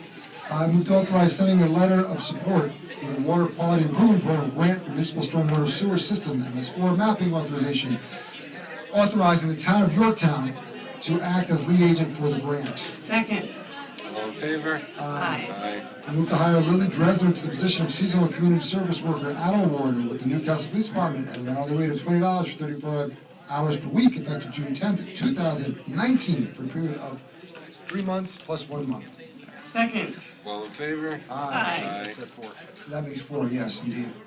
I move to hire the following individuals for the following positions and rates with the Recreation and Parks Department for the Summer Camp 2019 season as reflected below, with rates below as well. Second. All in favor? Aye. Can we move to adjourn? Second. Move to adjourn. Wait, do we have anything left? No, Like that's it. monthly reports, do you want us to? You did the monthly reports, you did the. Move to adjourn. Second.